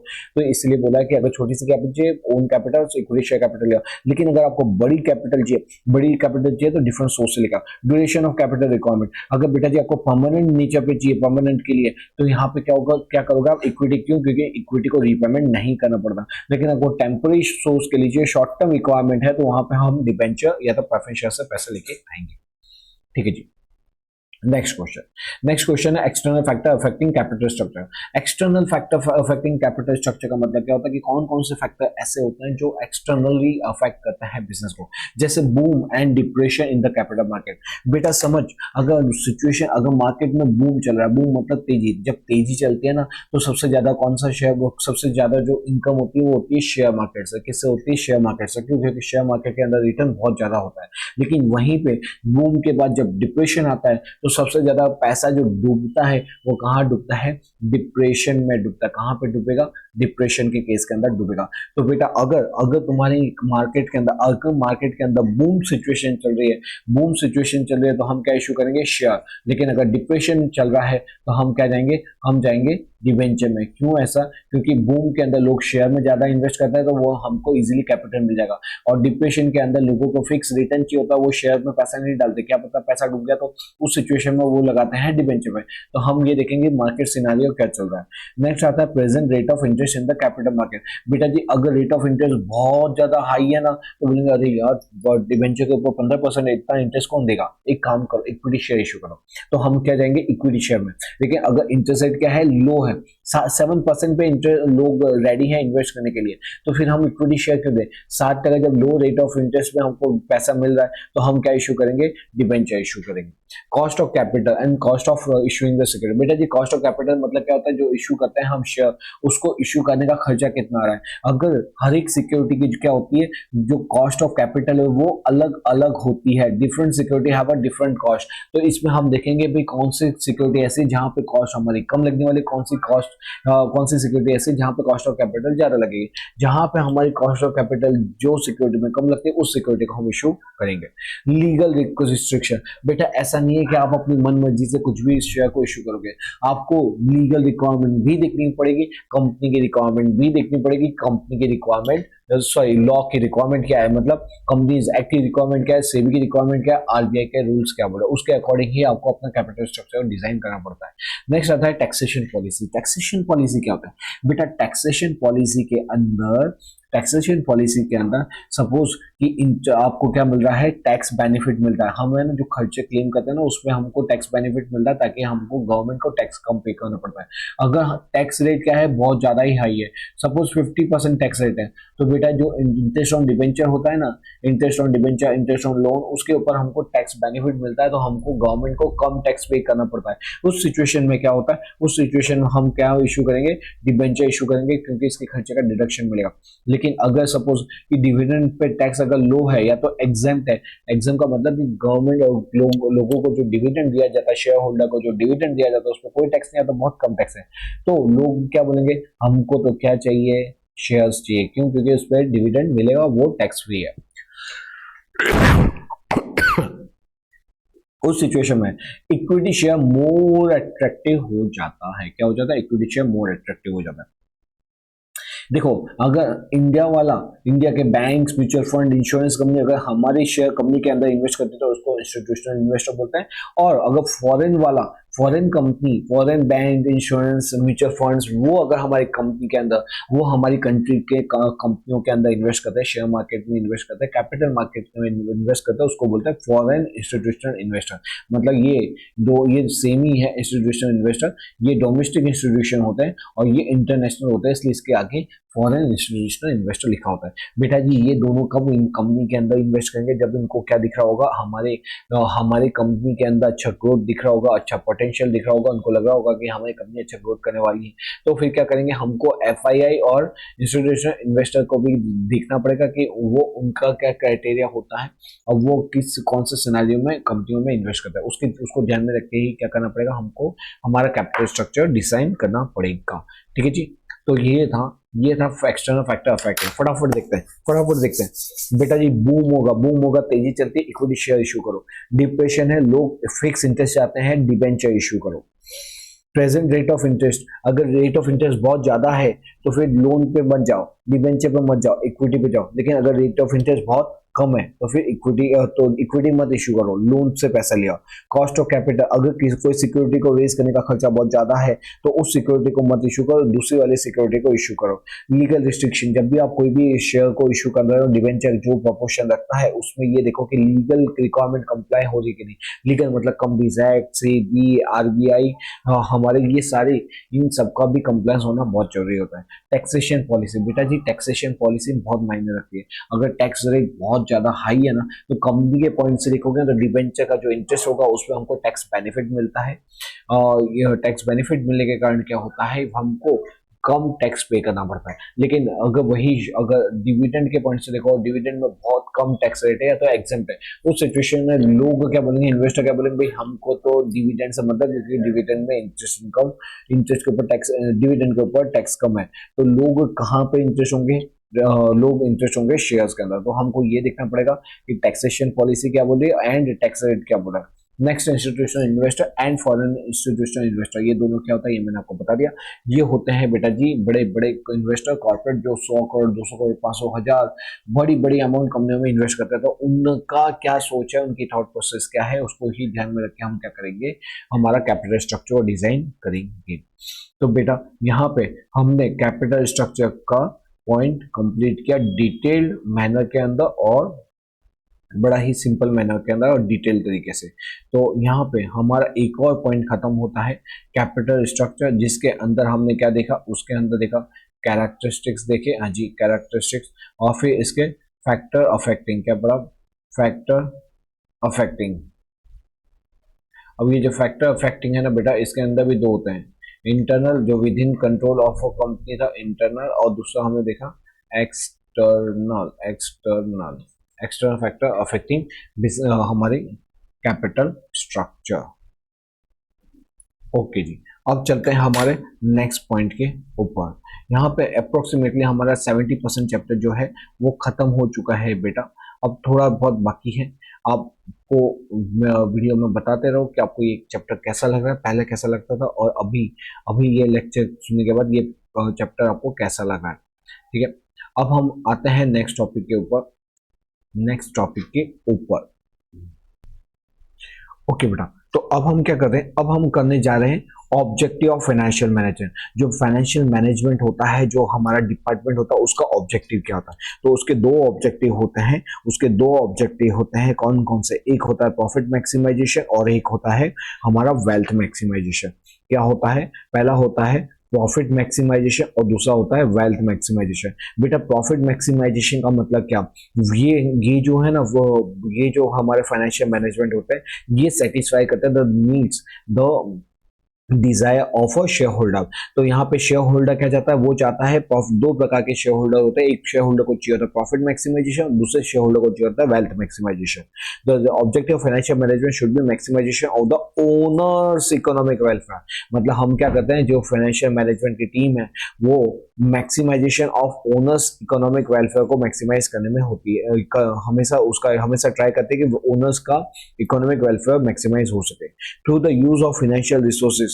Financial management aim at economics maximization of owners who are the shareholder of the company। तो हम यहाँ पे क्या करते हैं, जो शेयर होल्डर, जो ओनर है, उनका वेल्थ मैक्सिमाइजेशन कैसे हो। तो बेटा जी जो ओनर होते हैं वो, उसमें कुछ ओनर बोलते हैं कि हमको क्या चाहिए, प्रॉफिट मैक्सिमाइजेशन चाहिए। तो अगर ओनर ये सोचता है, जो शेयर होल्डर है ये सोचता है कि प्रॉफिट मैक्सिमाइजेशन होना चाहिए, तो उस सिचुएशन में क्या होगा, द प्रॉफिट मैक्सिमाइजेशन का मतलब क्या होता है, maximizing the income of a company. तो दे बिलीव इन, तो फिर फाइनेंशियल मैनेजमेंट क्या करते हैं, वो प्रकार के प्रोजेक्ट को लेते हैं जिसमें इनकम हमारी रेज हो। तो ऐसे प्रोजेक्ट को एक्सेप्ट करो जिसके अंदर हमारी इनकम बढ़े। On maximum profit out of available resources, जितने भी रिसोर्सेज है उससे से ज्यादा प्रॉफिट अर्न करो। प्रॉफिट इंक्रीज होगा तो क्या होगा, उनका अर्निंग पर शेयर बढ़ेगा। अर्निंग पर शेयर मतलब क्या होता है, total income divide by number of share. तो उनका अर्निंग पर शेयर बढ़ेगा और इट मींस उनको डिविडेंड ज्यादा मिलेगा, और फिर वो बोल सकेंगे कि भाई आपने हमको जो बोला था कि भाई प्रॉफिट मैक्सिमाइजेशन होना चाहिए, वो हमारा क्या हुआ, वो हमारा ऑब्जेक्ट सफल हुआ, वो हमारा ऑब्जेक्ट फुलफिल हुआ। तो बेटा यहाँ पे तो पहला कौन सा ऑब्जेक्ट है, पहला ऑब्जेक्ट है प्रॉफिट मैक्सिमाइजेशन। फटाफट वापस बताता हूँ, प्रॉफिट मैक्सिमाइजेशन का मतलब होता है maximizing the income. Income maximize कैसे होगी, जब हम प्रॉफिटेबल प्रोजेक्ट को सिलेक्ट करेंगे, उससे क्या होगा, हमारा मैक्सिमम प्रॉफिट अर्न कर सकेंगे हम अवेलेबल रिसोर्सेज से, जिससे हमारा प्रॉफिट बढ़ेगा, प्रॉफिट बढ़ेगा, ईपीएस बढ़ेगा, ईपीएस बढ़ेगा तो डिविडेंड ज्यादा मिल सकेगा शेयर होल्डर को, और शेयर होल्डर बोलेंगे मुकेम्बो खुश हुआ, ऐसा नहीं बोलेंगे वो, वहां पे शेयर होल्डर बोलेंगे we are satisfied with your management financial team, मतलब कि फाइनेंशियल टीम का जो ऑब्जेक्ट है वो हमारा अचीव हुआ है। नेक्स्ट आता है objective of wealth maximization and, और या तो उसको नेट प्रेजेंट वैल्यू भी बोलते हैं। बेटा जी ऑब्जेक्टिव ऑफ वेल्थ मैक्सिमाइजेशन क्या होता है, बेटा ऑब्जेक्टिव ऑफ वेल्थ मैक्सिमाइजेशन के अंदर, ऑब्जेक्टिव ऑफ वेल्थ मैक्सिमाइजेशन के अंदर it is a concept based on the cash flow. ये जो कंसेप्ट है किसके ऊपर है, कैश फ्लो के ऊपर है। मतलब यहाँ पे हमको कैश को ध्यान में रखना है, कितना कैश आ रहा है और कितना कैश जा रहा है। Consider only cash for measurement and not profit. हम प्रॉफिट को फोकस नहीं करते, हम किसको फोकस करते हैं, कैश को। बेटा यहाँ पे कौन सी मेथड यूज होती है, वहां पे होती है NPV, net present value, net present value. NPV method is use for measurement. NPV क्या होते हैं, NPV of a wealth. NPV कैसे कैलकुलेट की जाती है, तो जितना भी कैश इनफ्लो हुआ है, present value of the wealth inflow, और जितना भी आउटफ्लो लगेगा, इन्वेस्टमेंट रिक्वायर्ड, ये आउटफ्लो, उसको में से उसको माइनस कर दो। अब मैं आपको प्रैक्टिकल बताता हूँ, चलो एनपीवी। तो बेटा एनपीवी, सपोज कि कैश इनफ्लो, हमको क्या करना है, कैश कितना इनफ्लो हुआ है उसकी, उसका इनफ्लो, उसकी प्रेजेंट वैल्यू निकालनी है, present value of cash, cash inflow, और उसमें से माइनस करना है कैश आउटफ्लो। तो अब बेटा एनपीवी सपोज इनफ्लो हुआ है 120, आउटफ्लो हुआ है 100, मतलब आपके हाथ में कितने बच गए, 20 रुपीज बच गए। नेक्स्ट दूसरा केस सिनारियो, एनपीवी इनफ्लो हुआ है 90, आउटफ्लो हुआ है 100, आपके पॉकेट में से इवन 10 रुपए क्या हुए, चले गए। तो यहाँ पे एनपीवी क्या है, ये एनपीवी पॉजिटिव है, ये एनपीवी पॉजिटिव है और ये एनपीवी नेगेटिव है। बताओ अगर आप बीइंग अ फाइनेंशियल मैनेजमेंट के टीम के हेड होंगे, आप कौन से प्रोजेक्ट को सिलेक्ट करोगे। यहाँ पे प्रोजेक्ट 1 है, ये प्रोजेक्ट 2 है, कौन सा प्रोजेक्ट लोगे जिसके अंदर एनपीवी क्या है, वो एनपीवी पॉजिटिव है कि जिसके अंदर एनपीवी नेगेटिव है। ऑफ कोर्स वाली बात है, हम वही प्रोजेक्ट को सिलेक्ट करेंगे जिसके अंदर एनपीवी क्या आता हो, पॉजिटिव आता हो, हमारा एनपीवी ज्यादा आता हो, ठीक है, नेगेटिव नहीं आता हो, क्योंकि ये नेगेटिव के अंदर तो कंपनी का लॉस होगा। तो बेटा जी यही तो वेल्थ मैक्सिमाइजेशन का कंसेप्ट है। वेल्थ मैक्सिमाइजेशन यही बोलता है कि भाई आप कौन से कंसेप्ट को सिलेक्ट करो, कैश फ्लो वाले कंसेप्ट को सिलेक्ट करो जिसके अंदर सिर्फ और सिर्फ आप मेजरमेंट के लिए कैश यूज करोगे, न कि प्रॉफिट, ठीक है। एनपीवी आप इस यहाँ पे कैसे निकालेंगे, बोला एनपीवी, बोला एनपीवी क्या होता है, तो बोला एनपीवी का मतलब होता है कि जितना भी आपका प्रेजेंट वैल्यू वेल्थ है माइनस इन्वेस्टमेंट रिकॉर्ड, उसमें से माइनस करो, except the project having a higher NPV, जिसके अंदर हायर एनपीवी आता है। सपोज कि प्रोजेक्ट 3 है, प्रोजेक्ट नंबर हमारा कौन सा है, 3 है, उसमें एनपीवी कितना आ रहा है, उसके अंदर एनपीवी आ रहा है सपोज यहाँ पे आ रहा है 155 और ये 100 माइनस करेंगे कितना आएगा 55। अगर अब बोला जाए कि यहाँ पे भी पॉजिटिव है, हाँ जी, तो ये तो हमको कोई भी हालत में सिलेक्ट करना ही नहीं है, क्योंकि इसका एनपीवी क्या है, नेगेटिव, और हमारे पास कैश इतनी नहीं कि हम दोनों प्रोजेक्ट के अंदर इन्वेस्ट कर सके। तो हम बताओ प्रोजेक्ट इसमें लगाएंगे कि प्रोजेक्ट बी में लगाएंगे, चलिए प्रोजेक्ट 1 के अंदर लगाएंगे कि प्रोजेक्ट 3 के अंदर लगाएंगे। ऑफ कोर्स वाली बात है, जिसके अंदर एनपीवी ज्यादा पॉजिटिव होगा उसमें ज्यादा रिटर्न मिलेगा। तो हम किस में सिलेक्ट करेंगे, इस प्रोजेक्ट को सिलेक्ट करेंगे, तो हम इसको भी रिजेक्ट करेंगे, इसको भी रिजेक्ट करेंगे, ठीक है। प्रैक्टिकल मैंने आपको बताया कि कैसे यहाँ पे कैलकुलेशन किया जाता है। आप जब हायर स्टडीज में जाओगे तो ये पूरा कैपिटल स्ट्रक्चर के ऊपर क्या आता है, प्रैक्टिकल क्वेश्चंस आते हैं जहाँ पे ऐसे ही कैलकुलेशन की जाती है, ठीक है। तो यहाँ पे हायर जो एनपी होगा उस प्रोजेक्ट को सिलेक्ट करना, this will result into increase in the share price, उससे क्या होगा, शेयर प्राइस बढ़ेगा, और शेयर प्राइस बढ़ेगा तो ultimately wealth of the share holder increase होगी, अल्टीमेटली क्या होगी, wealth of the share holder increase होगी। फटाफट वापस एक बार बता दें, प्रॉफिट मैक्सिमाइजेशन के अंदर हमने क्या देखा बेटा, प्रॉफिट के अंदर प्रॉफिट के ऊपर ध्यान देना, ऐसे प्रोजेक्ट को सिलेक्ट करो जिसके अंदर प्रॉफिट बढ़ता हो, प्रॉफिट बढ़ेगा तो क्या होगा, प्रॉफिट बढ़ेगा बेटा तो क्या होगा, हमारा पर शेयर इनकम बढ़ेगी, पर शेयर इनकम बढ़ेगी तो डिविडेंड ज्यादा मिलेगा, तो हमारा जो ऑब्जेक्ट था प्रॉफिट मैक्सिमाइजेशन का वो क्या होगा, अच्छी होगा। फाइनेंशियल मैनेजमेंट का टीम का ऑब्जेक्टिव सपोज वेल्थ मैक्सिमाइजेशन का मतलब कि जो ओनर है, जो शेयर होल्डर, उनको क्या चाहिए, वेल्थ चाहिए, उनको चाहिए उनके शेयर प्राइस बढ़े। तो शेयर प्राइस के लिए हम कौन से कंसेप्ट को यूज करेंगे, कैश कंसेप्ट को, कौन से कंसेप्ट को यूज करेंगे, कैश कंसेप्ट को, कैश फ्लो को यूज करेंगे। और यहाँ पे क्या होगा, हम एनपीवी लेंगे, हम यहाँ पे मेजरमेंट के लिए सिर्फ और सिर्फ कैश को यूज करते हैं, प्रॉफिट को कंसिडर नहीं करते।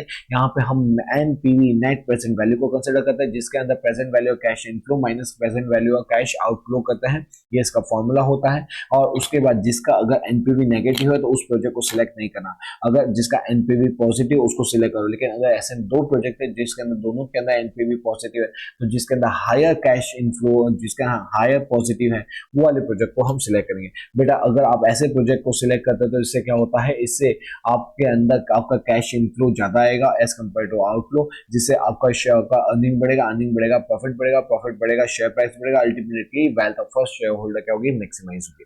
तो ये क्या थे, ये हमारे कंसेप्ट है। अगर मैं अभी बात करूं अगर कंक्लूजन की, इसमें प्रोफेसर सोलोमन ने भी क्या बोला है कि ये जो वेल्थ मैक्सिमाइजेशन का कंसेप्ट है ये ज्यादा बेटर कंसेप्ट है as compare to another one, ठीक है। तो यहाँ पे बेटा हमने एक और टॉपिक को खत्म किया, ऑब्जेक्टिव ऑफ फाइनेंशियल मैनेजमेंट। यहाँ पे मैं आपको बता दूं कि हमने एक और टॉपिक को खत्म किया, कौन सा है ये,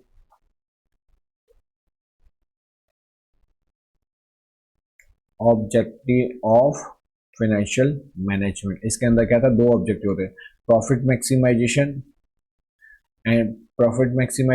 एंड होता है वेल्थ मैक्सिमाइजेशन। कौन सा, वेल्थ मैक्सिमाइजेशन। नेक्स्ट टॉपिक क्या आते हैं, अब है ना फाइनेंशियल मैनेजमेंट को है ना डिसीजन लेने होते हैं। वो डिसीजन के अंदर कौन कौन से डिसीजन लेने होते हैं, उसमें क्या क्या प्रॉब्लम्स आती है, फैक्टर अफेक्टिंग आती है, वो देखेंगे। बेटा कुछ बड़ी बात नहीं है, अब ये जो हमने है ना आप ऊपर जितनी भी चीजें पढ़ी ना, वही सब चीजें यहाँ पे आने वाली है। तो बेटा हम पहले आपको वो वाली चीज बताता हूँ जो इजी इजी है। देखो ये वाला डिसीजन रिलेटेड टू फाइनेंसिंग, ये वाला डिसीजन रिलेटेड टू, तीन प्रकार के डिसीजंस होते हैं। कौन कौन सा डिसीजन लेना पड़ता है, इन्वेस्टमेंट से related decision, financing decision, and तीसरा आता है डिविडेंड का डिसीजन। ठीक है, हमने पहला ये पढ़ा था, ये इन्वेस्टिंग, ये फाइनेंसिंग का डिसीजन। फाइनेंसिंग का मतलब क्या होता है कि हमारा कैपिटल स्ट्रक्चर होता है कैसा है। बेटा ये तो हम तो ये तो पढ़ चुके हैं। हाँ बेटा ये यहीं तो वापस आता है, इसलिए बच्चे क्या करते हैं, पहले इसको पढ़ते हैं, ये समझ में नहीं आता, फिर कैपिटल स्ट्रक्चर पे जाके पढ़ते हैं, वो थोड़ा बहुत मालूम पड़ता है। मतलब इससे अच्छा क्या करो, पहले डीप कंसेप्ट पढ़ लो कैपिटल स्ट्रक्चर को, और फिर यहाँ पे आके इसको पढ़ो। तो ये चैप्टर, ये तो पूरा पूरा हम नीचे इतना डिस्कशन करके आए थे, तो वही कंसेप्ट यहाँ पे लिखा। तो financial decision is connected with the capital structure, जहां पर कैपिटल स्ट्रक्चर के अंदर क्या होता है, equity, equity with preference, equity with debenture, या तो तीनों का कॉम्बिनेशन। हाँ सही है, तो हमने देखा हुआ वही लिखा हुआ है। कैपिटल स्ट्रक्चर क्या होता है, mixture of owners capital plus डेब्ट, दोनों का कॉम्बिनेशन होता है। यहाँ पे प्रोपोर्शन होता है इक्विटी एंड डेब्ट का, किस प्रोपोर्शन में होगा वही हम डिसीजन लेते हैं, जिसको हम कैपिटल स्ट्रक्चर बोलते हैं। हमें यहाँ पे बैलेंस किया जाता है इक्विटी एंड डेब्ट को नेसेसरी होता है। ठीक है, ऑप्टिमम कैपिटल स्ट्रक्चर, बेटा जी इंपॉर्टेंट है, इंपॉर्टेंट लिख देना, इसके ऊपर एमसीक्यू आता है। What is optimum capital structure, optimum capital structure मतलब होता है proper proportion of equity capital and डेब्ट, डेब्ट एंड इक्विटी का प्रॉपर प्रोपोर्शन को ही हम क्या बोलते हैं, कैपिटल स्ट्रक्चर बोलते हैं। Capital structure is less risky and maximum return. तो ऑप्टिमम कैपिटल स्ट्रक्चर कैसा होना चाहिए, हमारा ऑप्टिमम कैपिटल स्ट्रक्चर ऐसा होना चाहिए जहां पे रिस्क कम हो और रिटर्न ज्यादा हो, रिस्क कम रिटर्न ज्यादा। फैक्टर अफेक्टिंग क्या है, ये सारे के सारे पॉइंट्स हमने नीचे पढ़ लिया है। दो फैक्टर होता है, इंटरनल फैक्टर होता है, नेक्स्ट होता है एक्सटर्नल फैक्टर। इंटरनल फैक्टर के अंदर क्या होगा, हमने ये पढ़ा था टाइप्स ऑफ बिजनेस कैसा है, आपका बिजनेस कैसा, मैन्युफैक्चरिंग बिजनेस में need more capital while the service में लेस कैपिटल। साइज बिजनेस, अगर बड़ा बिजनेस ज्यादा कैपिटल, छोटा बिजनेस छोटे कैपिटल। इनकम अगर आपकी स्टेबल है तो आपको क्या करना चाहिए, बोरिंग कैपिटल से पैसा लाना चाहिए। स्टेबल नहीं हो तो इक्विटी शेयर से लाओ। Nature and requirement of asset, बेटा जी स्टेबल नहीं हो तो इक्विटी शेयर से, क्योंकि इक्विटी शेयर को डिविडेंड देना कंपलसरी नहीं होता। प्रॉफिट होगा तो ही उनको प्रॉफिट में हिस्सा मिलेगा, अगर लॉस होगा तो उनको कुछ नहीं मिलेगा। इसलिए जब बिजनेस में स्टेबल इनकम होती है, क्योंकि डेब्ट मतलब डिबेंचर को तो कंपलसरी आपको इंटरेस्ट पे करना ही करना है, भले आपका प्रॉफिट हो कि नहीं हो। इसलिए अगर स्टेबल इनकम होती है तभी हम क्या करते हैं, बोरोड फंड यूज करते हैं। अदरवाइज अगर स्टेबल इनकम नहीं है तो हम इक्विटी से पैसा लेके आते हैं। नीचे and the requirement of assets, आपको किस पर्पस के लिए चाहिए, फिक्स एसेट के लिए चाहिए कि कौन से अदर पर्पस के लिए। एटीट्यूड ऑफ डायरेक्टर, अगर डायरेक्टर चाहता है कि भाई हमारा कंट्रोल रहे तो वो लेस इक्विटी शेयर्स को इशू करेंगे, वो अपना ही इक्विटी शेयर अपने से खुद से ही पैसे ले आएंगे, या तो डेट से पैसे लेके आएंगे। फाइनेंशियल रिक्वायरमेंट, आपको फाइनेंशियल रिक्वायरमेंट कैसे है, अगर छोटी कैपिटल चाहिए तो date can be made by equity, अगर ज्यादा कैपिटल चाहिए तो उसके लिए अलग अलग सोर्स से लेकर आओ। क्यों, क्योंकि क्या होता है बड़ी कैपिटल हो गई है, उसको एडमिनिस्ट्रेशन करना, उसको कंट्रोल करना भी मुश्किल, क्योंकि हर एक की टाइमलाइन को ड्यू मैट करना, हर एक का पेमेंट करना, वो सब बहुत झंझट वाला काम होता है। इसलिए अगर लार्ज कैपिटल चाहिए तभी अलग अलग सिक्योरिटी में जाओ, छोटी सी कैपिटल चाहिए तो आप क्या करो, इक्विटी शेयर में जाओ। ड्यूरेशन ऑफ कैपिटल रिक्वायरमेंट, अगर आपको जो कैपिटल की रिक्वायरमेंट है परमानेंट बेसिस पे चाहिए, कैसे परमानेंट बेसिस पे चाहिए, तो आप क्या करो, इक्विटी शेयर में जाओ। लेकिन आपको जो कैपिटल चाहिए वो शॉर्ट टर्म पर्पस के लिए चाहिए, तो आप कहाँ जाओ, डिबेंचर या तो प्रेफरेंस शेयर से लेके आ जाओ।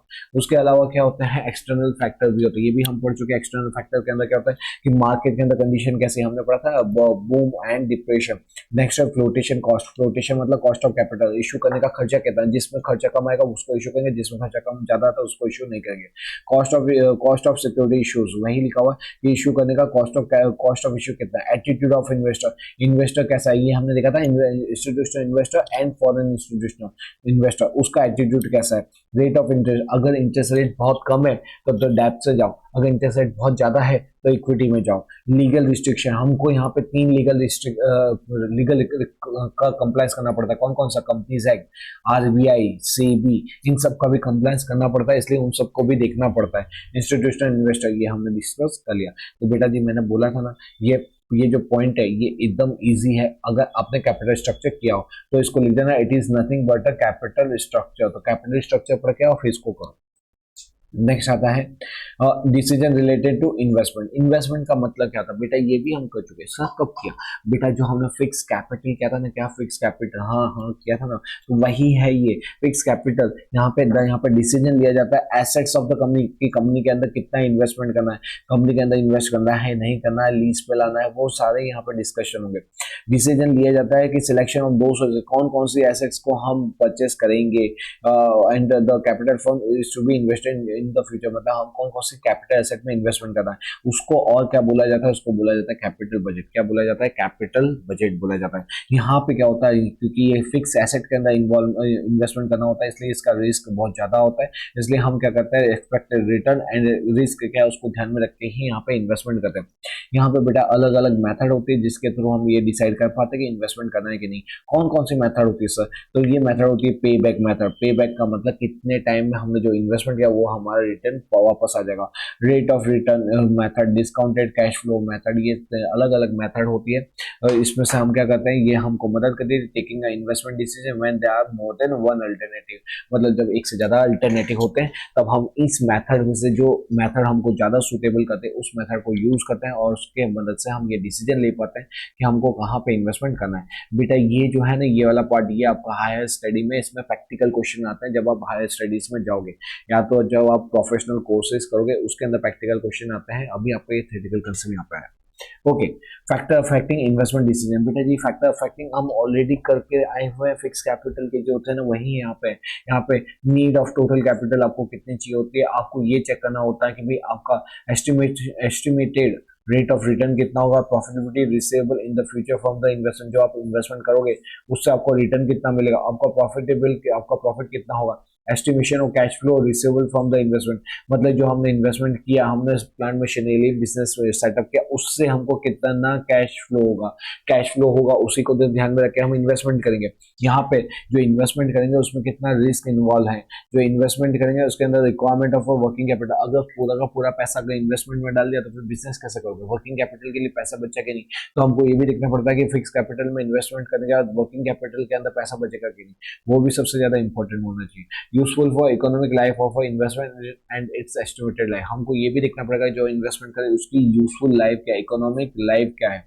सिग्निफिकेंट ऑफ इन्वेस्टमेंट की, इन्वेस्टमेंट कितना बड़ा, अगर छोटा इन्वेस्टमेंट होगा तो वहाँ पे रिस्क कम होगा, बड़ा इन्वेस्टमेंट होता है रिस्क बहुत ज्यादा होता है।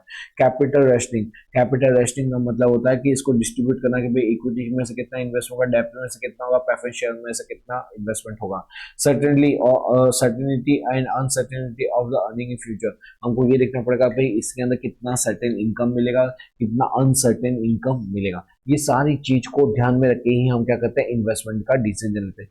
बेटा जी जैसे कि सपोज आपके मम्मी पापा है, जैसे कोई चीज खरीदनी हो, जैसे कार खरीदनी हो या तो बड़ा कोई इन्वेस्टमेंट करना हो, तो जब फर्नीचर खरीदना हो, बिल्डिंग खरीदनी हो, तो क्या करते हैं, तो फिर बहुत सारे डिसीजंस को, बहुत सारी सिचुएशन को ध्यान में रखते हैं, बहुत सारी सिचुएशन को कंसिडर करके फिर एक डिसीजन पे आते हैं। वही यहाँ पे ही है, यहाँ पे जब इन्वेस्टमेंट करें तो हमको कि कितनी कैपिटल लगेगी, उस पर कितना रिटर्न आएगा, प्रॉफिटेबिलिटी कितनी होगी हमको, उससे कितना कैश इनफ्लो होगा, रिस्क कितना इन्वॉल्व है, वर्किंग कैपिटल के लिए पैसा बचेगा कि नहीं बचेगा, लाइफ ऑफ इन्वेस्टमेंट कितनी, इकोनॉमिक लाइफ और अमाउंट सिग्निफिकेंट अमाउंट है कि छोटे से अमाउंट है, कैपिटल रेस्टिंग क्या है, मतलब कौन कौन से सोर्स से हमारा इन्वेस्टमेंट होगा, and uncertainty of the earning in future कितनी रहेगी।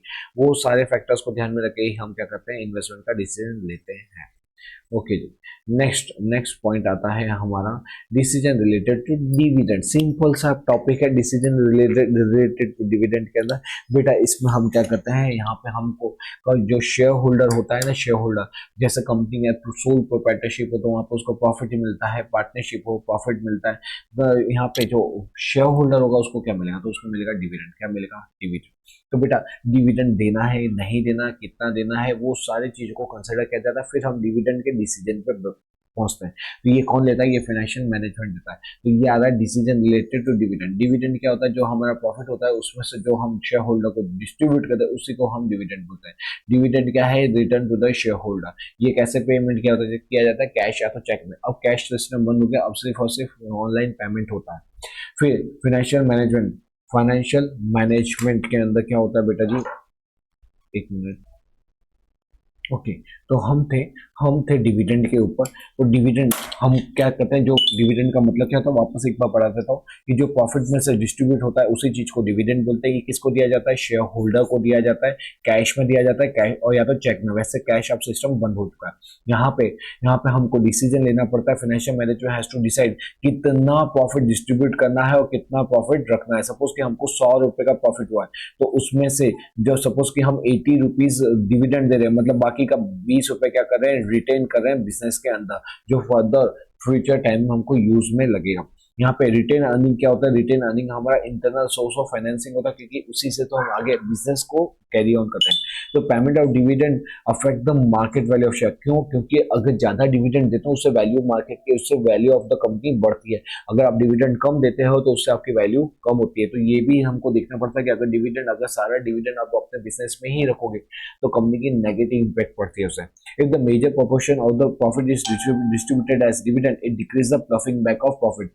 बेटा जी लेकिन इसमें यहाँ पे क्या होगा, अगर इस चक्कर में आप बहुत ज्यादा ही डिविडेंड दे दोगे तो आपके पास रिटेन प्रॉफिट क्या हो जाएगा, बहुत कम हो जाएगा। ऑन द अदर हैंड अगर आपने ज्यादा प्रॉफिट दे दिया तो आप फिर उसके लिए आपके पास कुछ पैसा बचेगा ही नहीं। इसलिए तो हमको डिसीजन लेना पड़ता है कितना डिविडेंड देना है। तो बेटा कैसे हम डिसाइड करेंगे, तो हमको ये देखना पड़ेगा कि भाई हमारे पास डिविजिबल प्रॉफिट है कि नहीं। डिविजिबल प्रॉफिट का मतलब क्या होता है, डिविजिबल प्रॉफिट जिसमें से हम डिविडेंड दे सकते हैं। अगर आपके पास डिविजिबल प्रॉफिट ही नेगेटिव है या तो जीरो है तो आपको क्या मिलेगा, आपको मिलेगा बाबा जी का घंटा। मतलब क्या हुआ कि आपको कोई डिविडेंड मिलने वाला नहीं है। मतलब कि आपको ये देखना पड़ेगा कि डिविडेंड देते समय शेयर होल्डर दौड़ दौड़ के आते हैं कि हमको डिविडेंड दो, हमको डिविडेंड दो, और आप बोलते हैं, फाइनेंस मैनेजर बोलता है भाई हमारे पास डिविजिबल प्रॉफिट ही नहीं है तो मैं आपको डिविडेंड कैसे दूंगा। तो क्या होना चाहिए, डिविजिबल प्रॉफिट होना चाहिए सबसे पहले। दूसरा होना चाहिए आपकी estimation of income in the future. मतलब कि क्या है, अभी इस साल आपके पास सपोज 10 लाख की इनकम हुई है, लेकिन नेक्स्ट ईयर आपको लग रहा है कि गवर्नमेंट की जो रूल्स रेगुलेशन इतने हार्श हो गए कि हमारे नेक्स्ट ईयर हमारी कोई इनकम नहीं होने वाली। अब जब आपकी इनकम नहीं होगी तो वर्किंग कैपिटल के लिए पैसा कहां से आएगा, तो आपको पैसे को सेव करके रखना पड़ेगा। तो आपको आप डिविडेंड नहीं दोगे तो आपको इनकम, फ्यूचर की इनकम को ध्यान में रख के ही डिविडेंड डिसाइड करना पड़ता है। Rate of dividend paid by the company in the past, आपको ये देखना पड़ता है कि पास्ट में कंपनी ने कितना डिविडेंड दिया था। क्यों? क्योंकि लोग जब आप डिविडेंड देते हो तो शेयर होल्डर बोलेंगे पास्ट में तो उतना परसेंट डिविडेंड दिया था, इस बार कम क्यों दिया। तो जब आप डिविडेंड आप डिसाइड करो तो उसमें पास्ट हिस्ट्री को भी आपको देखना पड़ता है। Need of ploughing back of profit in business, मतलब कि अगर आपके फ्यूचर में जैसे आने वाले साल के अंदर, नेक्स्ट ईयर के अंदर आप बहुत बड़ा इन्वेस्टमेंट करने वाले, नई ऑफिस खोलने वाले, नई ब्रांचेस खोलने वाले, नई प्रोडक्शन फैसिलिटीज ओपन करने वाले, वहां पे पैसे लगेंगे। अगर आपने डिविडेंड में सारा पैसा दे दिया तो ये काम कैसे करोगे। इसलिए आपको क्या करना पड़ता है, आपको देखना पड़ता है कितना बिजनेस के अंदर हमको रिटेन करना है। Financial condition and financial need of a company at present, company की फाइनेंशियल कंडीशन कैसी है। बेटा जी कंपनी के पास तो पैसे ही नहीं है, कंपनी का लोन का इंस्टॉलमेंट बड़ी मुश्किल से पेमेंट हो रहा है, और उस सिचुएशन में अगर शेयर होल्डर को डिविडेंड दे दोगे तो कैसे चलेगा। तो नहीं हम नहीं देंगे। लेकिन कंपनी की फाइनेंशियल कंडीशन बहुत अच्छी है, आराम से बहुत ज्यादा सेल हो रहा है, बहुत ज्यादा टर्नओवर हो रहा है, जिसके कारण प्रॉफिट बढ़ रहा है और इजीली कंपनी सब कुछ मैनेज कर पा रही है, उस सिचुएशन कंपनी क्या करेगी, डिविडेंड ज्यादा देगी। तो डिविडेंड हमारी किसके ऊपर डिपेंड करती है, financial condition, financial need of a company. Ratio of a reserve with the company, बेटा जी कंपनी के पास कितना रिजर्व है। अगर रिजर्व ज्यादा होगा तो डिविडेंड ज्यादा दे पाएगी, अगर रिजर्व ही नहीं होगा, क्योंकि जो डिविडेंड दिया जाता है आउट ऑफ रिजर्व दिया जाता है, तो क्या होगा, रिजर्व नहीं होगा तो डिविडेंड नहीं मिलेगा। Future planning of profitable investment, अगर आपके पास कुछ इन्वेस्टमेंट, अगर आपके पास कुछ ऐसे प्रोजेक्ट्स है जिसके अंदर बहुत प्रॉफिटेबल है लेकिन उसके लिए आपको मनी चाहिए, तो फिर आप क्या करोगे, डिविडेंड नहीं दोगे, प्लफिंग बैक ऑफ प्रॉफिट करोगे, डिविडेंड नहीं दोगे। एटीट्यूड ऑफ अ डायरेक्टर, हमारे डायरेक्टर तो बोलता है कि भाई सभी शेयर होल्डर को भर भर के डिविडेंड मिलना चाहिए, उस समय डिविडेंड ज्यादा दिए। डायरेक्टर बोलते नहीं दी, जो डिविडेंड है वो नहीं देंगे। क्यों? क्योंकि इन्वेस्टमेंट, अभी बिजनेस को पैसे की रिक्वायरमेंट ज्यादा है, तो हम क्या करेंगे, डायरेक्टर अगर मना करेंगे तो क्या होगा, डिविडेंड कम दिया जाएगा। टैक्सेशन पॉलिसी, बेटा अगर टैक्सेशन पॉलिसी जो सपोर्ट करती है भाई आप ज्यादा से ज्यादा डिविडेंड दो, तो उस सिचुएशन के अंदर क्या होगा, उस सिचुएशन के अंदर वो ज्यादा डिविडेंड देंगे। तो टैक्सेशन पॉलिसी अगर हमारी एग्जेम्प्ट होगी तो वहां पे डिविडेंड ज्यादा होगा, अगर टैक्सेशन में टैक्स ज्यादा है तो वहां पे टैक्स कम होगा। लीगल रिस्ट्रिक्शन, बेटा जी यहाँ पे कितनी बार क्या होता है, डिविडेंड जैसे लीगल रिस्ट्रिक्शन बताता हूँ, तो हमारे शेयर होल्डर बहुत नाराज हो गए कि भाई कंपनी डिविडेंड नहीं देती, कंपनी डिविडेंड नहीं देती। कंपनी को हमने बोला भाई हमें ना, हम कौन से फेज के अंदर चल रहे हैं, हम बिल्डिंग सेटअप कर रहे हैं, प्लांट मशीनरी सेटअप कर रहे हैं, वहां पे क्या लगेगा, वहां पे वहां पे क्या लगेगा, वहां पे बहुत ज्यादा पैसा लगता है। तो बेटा यहाँ पे क्या होगा, सुनो मेरा मोबाइल ले जाओ, चाहिए तो मैम का फोन आएगा तो एक मिनट। ओके, तो यहाँ पे लीगल रिस्ट्रिक्शन कैसे है, सपोज कि हमारे पास पैसे, हमारे पास है ही नहीं कुछ भी फंड, हमारे पास जो भी था ना सब कुछ, अभी जो भी लोगों से हमने पैसे लिए थे एज अ कैपिटल, वो सब बिजनेस के अंदर इन्वेस्ट हो रहा है, और शेयर होल्डर बोलते हैं भाई हमको डिविडेंड दो, डिविडेंड दो, और हमारे पास नेगेटिव प्रॉफिट है, ठीक है, सब कुछ इन्वेस्टमेंट हो रहा है, सब खर्चे हो रहे हैं। तो उसमें क्या होगा, हम बोल रहे हैं ठीक है चलो, हम जो कैपिटल है ना, कैपिटल में से आपको 20% आपका कैपिटल दे देते हैं, रिटर्न करते हैं in the form of dividend, ठीक है, क्योंकि कैपिटल तो हम आपको लौटा नहीं पाएंगे। तो भाई यहाँ पे लीगल रिस्ट्रिक्शन बना करके कि आप अपने प्रॉफिट में से ही डिविडेंड दे सकते हैं, कैपिटल में से डिविडेंड नहीं दे सकते। तो आपको इस चीज का भी ध्यान रखना पड़ता है। एक्सपेक्टेशन ऑफ शेयर होल्डर, बेटा जी हम चाहते हैं कि हम डिविडेंड कम से कम रखें, लेकिन एक्सपेक्टेशन ऑफ शेयर होल्डर बहुत ज्यादा है। उनको ये कि हर मंथली हमारे पास, हर ईयरली हमारे पास इतना डिविडेंड तो आना ही चाहिए, 20% प्रॉफिट का डिविडेंड मिलना चाहिए। उस सिचुएशन कंपनी को ना चाह के भी क्या करना पड़ता है, डिविडेंड देना पड़ेगा। मतलब ये सारी चीजें को भी हमको कंसिडर करना पड़ता है कि डिविडेंड दे कि नहीं दे। Condition of a capital market, condition of capital market कैसे बूम सिचुएशन है, कैसी है, बूम है, तो वहां पे क्या होगा, लोग बिजनेसमैन क्या करेगा, शेयर होल्डर को पैसे देने की जगह बिजनेस में ज्यादा इन्वेस्ट करेगा, क्योंकि उससे प्रॉफिट बढ़ेगा, प्रॉफिट बढ़ेगा तो शेयर प्राइस बढ़ेगा, और शेयर प्राइस बढ़ेगा तो शेयर होल्डर की वेल्थ बढ़ेगी। लेकिन अगर कंट्री के अंदर डिप्रेशन है, वहां पे लोगों को क्या चाहिए होता है, पैसा चाहिए होता है, उस सिचुएशन में हर महीने हर साल fix in return fix dividend देना पड़ता है, ताकि लोगों का घर का चल सके। Growth rate of a company, अगर कंपनी बहुत तेजी से जूम करते हुए ग्रो करिए, क्या करिए, ग्रो करिए, उस सिचुएशन में क्या होगा, उस सिचुएशन के अंदर वहां पे कंपनी डिविडेंड ज्यादा देगी। लेकिन कंपनी क्या है, इस तरह से कंपनी का नेगेटिव ग्रोथ रेट है, तो उस सिचुएशन के अंदर डिविडेंड कम डिस्ट्रीब्यूट करेगी, ठीक है। और कंपनी का जो ग्रोथ रेट है वो नॉर्मल इस तरह का ग्रोथ रेट है, तो कंपनी वहां पे स्टेबल डिविडेंड, जो जैसे पास्ट ईयर में डिविडेंड दिया था वैसे ही डिविडेंड देगी। लिक्विडिटी पोजीशन, अगर कंपनी के पास बहुत ज्यादा लिक्विड है तो डिविडेंड भर के देगी, लेकिन लिक्विड नहीं है तो डिविडेंड कम देगी। तो बेटा जी ये होता है इन शॉर्ट आप बीइंग अ फाइनेंस मैनेजर हो, अगर आपको बोला जाए कि बताओ आप कितना डिविडेंड दोगे, तो आप क्या बोलोगे, मैं फिर रुको देखने दो, शेयर होल्डर देखने दो, मार्केट सिचुएशन देखने दो, लिक्विडिटी देखने दो, बिजनेस का फ्यूचर प्लानिंग देखने दो, पास्ट परफॉर्मेंस क्या था देखने दो, लीगल रिस्ट्रिक्शन क्या है देखने दो, और हमारे शेयर होल्डर का ऑब्जेक्ट क्या है, डायरेक्टर का ऑब्जेक्ट क्या है, ये सारी चीज को पहले मेरे को स्टडी करने दो, उसके बाद मैं बताऊंगा डिविडेंड देना है, कितना देना है, कब देना है, समझे। तो ये क्या है, फैक्टर अफेक्टिंग डिविडेंड, मतलब डिविडेंड देते समय आपको कौन कौन सी चीजों का ध्यान रखना पड़ता है। तो बेटा जी ये हमने 3 डिसीजन देखे, क्या देखे, 3 डिसीजन। एक डिसीजन किससे रिलेटेड था, इन्वेस्टमेंट से, दूसरा है फाइनेंसिंग से, और तीसरा था डिविडेंड से, ठीक है। तो यहाँ पे हमने हमने एक और पार्ट कंप्लीट किया, क्या है ये पार्ट, तो यहाँ पे हमने क्या लिया हुआ है बेटा, यहाँ पे हमने डिसीजन लिया, क्या लिया, डिसीजन। कौन कौन से डिसीजन हुए, 3 प्रकार के। एक डिसीजन कैसे लिया, और फाइनेंसिंग डिसीजन, कौन सा डिसीजन, फाइनेंसिंग। दूसरा डिसीजन लिया इन्वेस्टमेंट डिसीजन, कौन सा डिसीजन, इन्वेस्टमेंट डिसीजन। और तीसरा डिसीजन लिया है हमने डिविडेंड का डिसीजन। और यही इसी के इसके हमने क्या देखे, ये तीनों के हमने क्या देखे, फैक्टर अफेक्टिंग दिस डिसीजन, ठीक है जी, ओके, हाँ जी। चलो अब हम आते हैं हमारे लास्ट, अब ये जो हमारा ऑलमोस्ट मैं बोलूंगा कि 80% 80 to 90% हमारा चैप्टर यहाँ पे खत्म हो चुका है। अब छोटे छोटे 1-2 पॉइंट बाकी, फटाफट इसको मैं खत्म करता हूँ, आपका ये भी अब पूरा चैप्टर हो जाएगा फिनिश। बेटा जी अब हम देखेंगे कैरेक्टरिस्टिक्स ऑफ, बेटा ये कैरेक्टरिस्टिक्स मैंने लास्ट में क्यों लिए, ये इसलिए लिया क्योंकि ये जो हमारा कैरेक्टरिस्टिक्स और ये जो इम्पोर्टेंस ऑफ फाइनेंस है, ये जो भी हमने अभी पढ़ा ना, ये सब उसका मिला जुला ही है।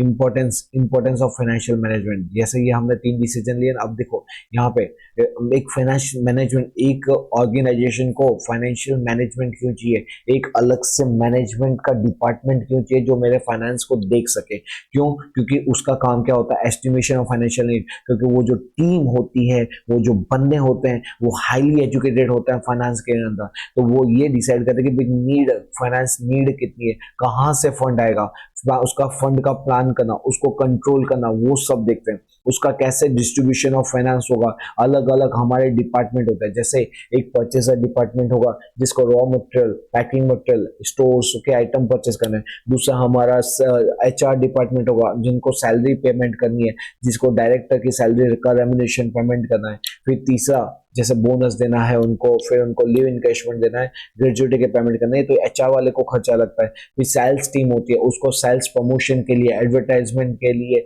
अलग अलग पर्पस के लिए क्या चाहिए, खर्चे चाहिए। फिर एक प्रोडक्शन की टीम होगी जिसको प्रोडक्शन करने के लिए, गुड्स को प्रोड्यूस करने के लिए अलग अलग खर्चे करने पड़ेंगे, ठीक है। फिर एक एडमिनिस्ट्रेटिव टीम होती है जिसको पूरे फैक्ट्री को या तो पूरे हेड ऑफिस को चलाने के लिए उसको एडमिनिस्ट्रेशन के खर्चे करने पड़ते हैं। तो यहाँ पे क्या होता है, यहाँ पे फाइनेंस सब किसके पास जाते हैं, दौड़ के फाइनेंशियल मैनेजमेंट के पास जाते हैं, और वो क्या करते हैं, जो फंड होता है उसके बेस पे जिसकी जितनी जितनी रिक्वायरमेंट होती है, बेस्ट वे के अंदर उनको फंड अलोकेट करता है।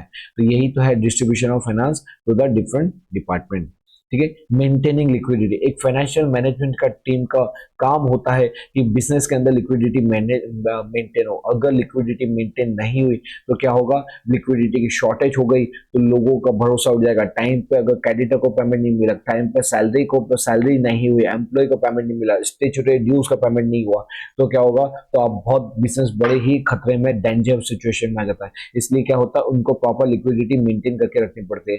डिस्ट्रीब्यूशन ऑफ इनकम, यहाँ पे हम ये फाइनेंस मैनेजमेंट की टीम क्या डिसाइड करती है, डिविडेंड देना है, कितना देना है, कब देना है, कितना प्रॉफिट रिटेन करना है, ये हमने अभी फाइनेंशियल डिसीजन लिया ना, उसका भी यही उसी का ही पार्ट है। फिर मैनेजमेंट ऑफ करंट एसेट्स, मतलब वर्किंग कैपिटल को मैनेज करना, ये भी किसका काम है, फाइनेंशियल मैनेजमेंट टीम का काम होता है। It manage cash, debtor, inventory, bank balance, market security, ये हमने पढ़ लिया था, हाँ जी।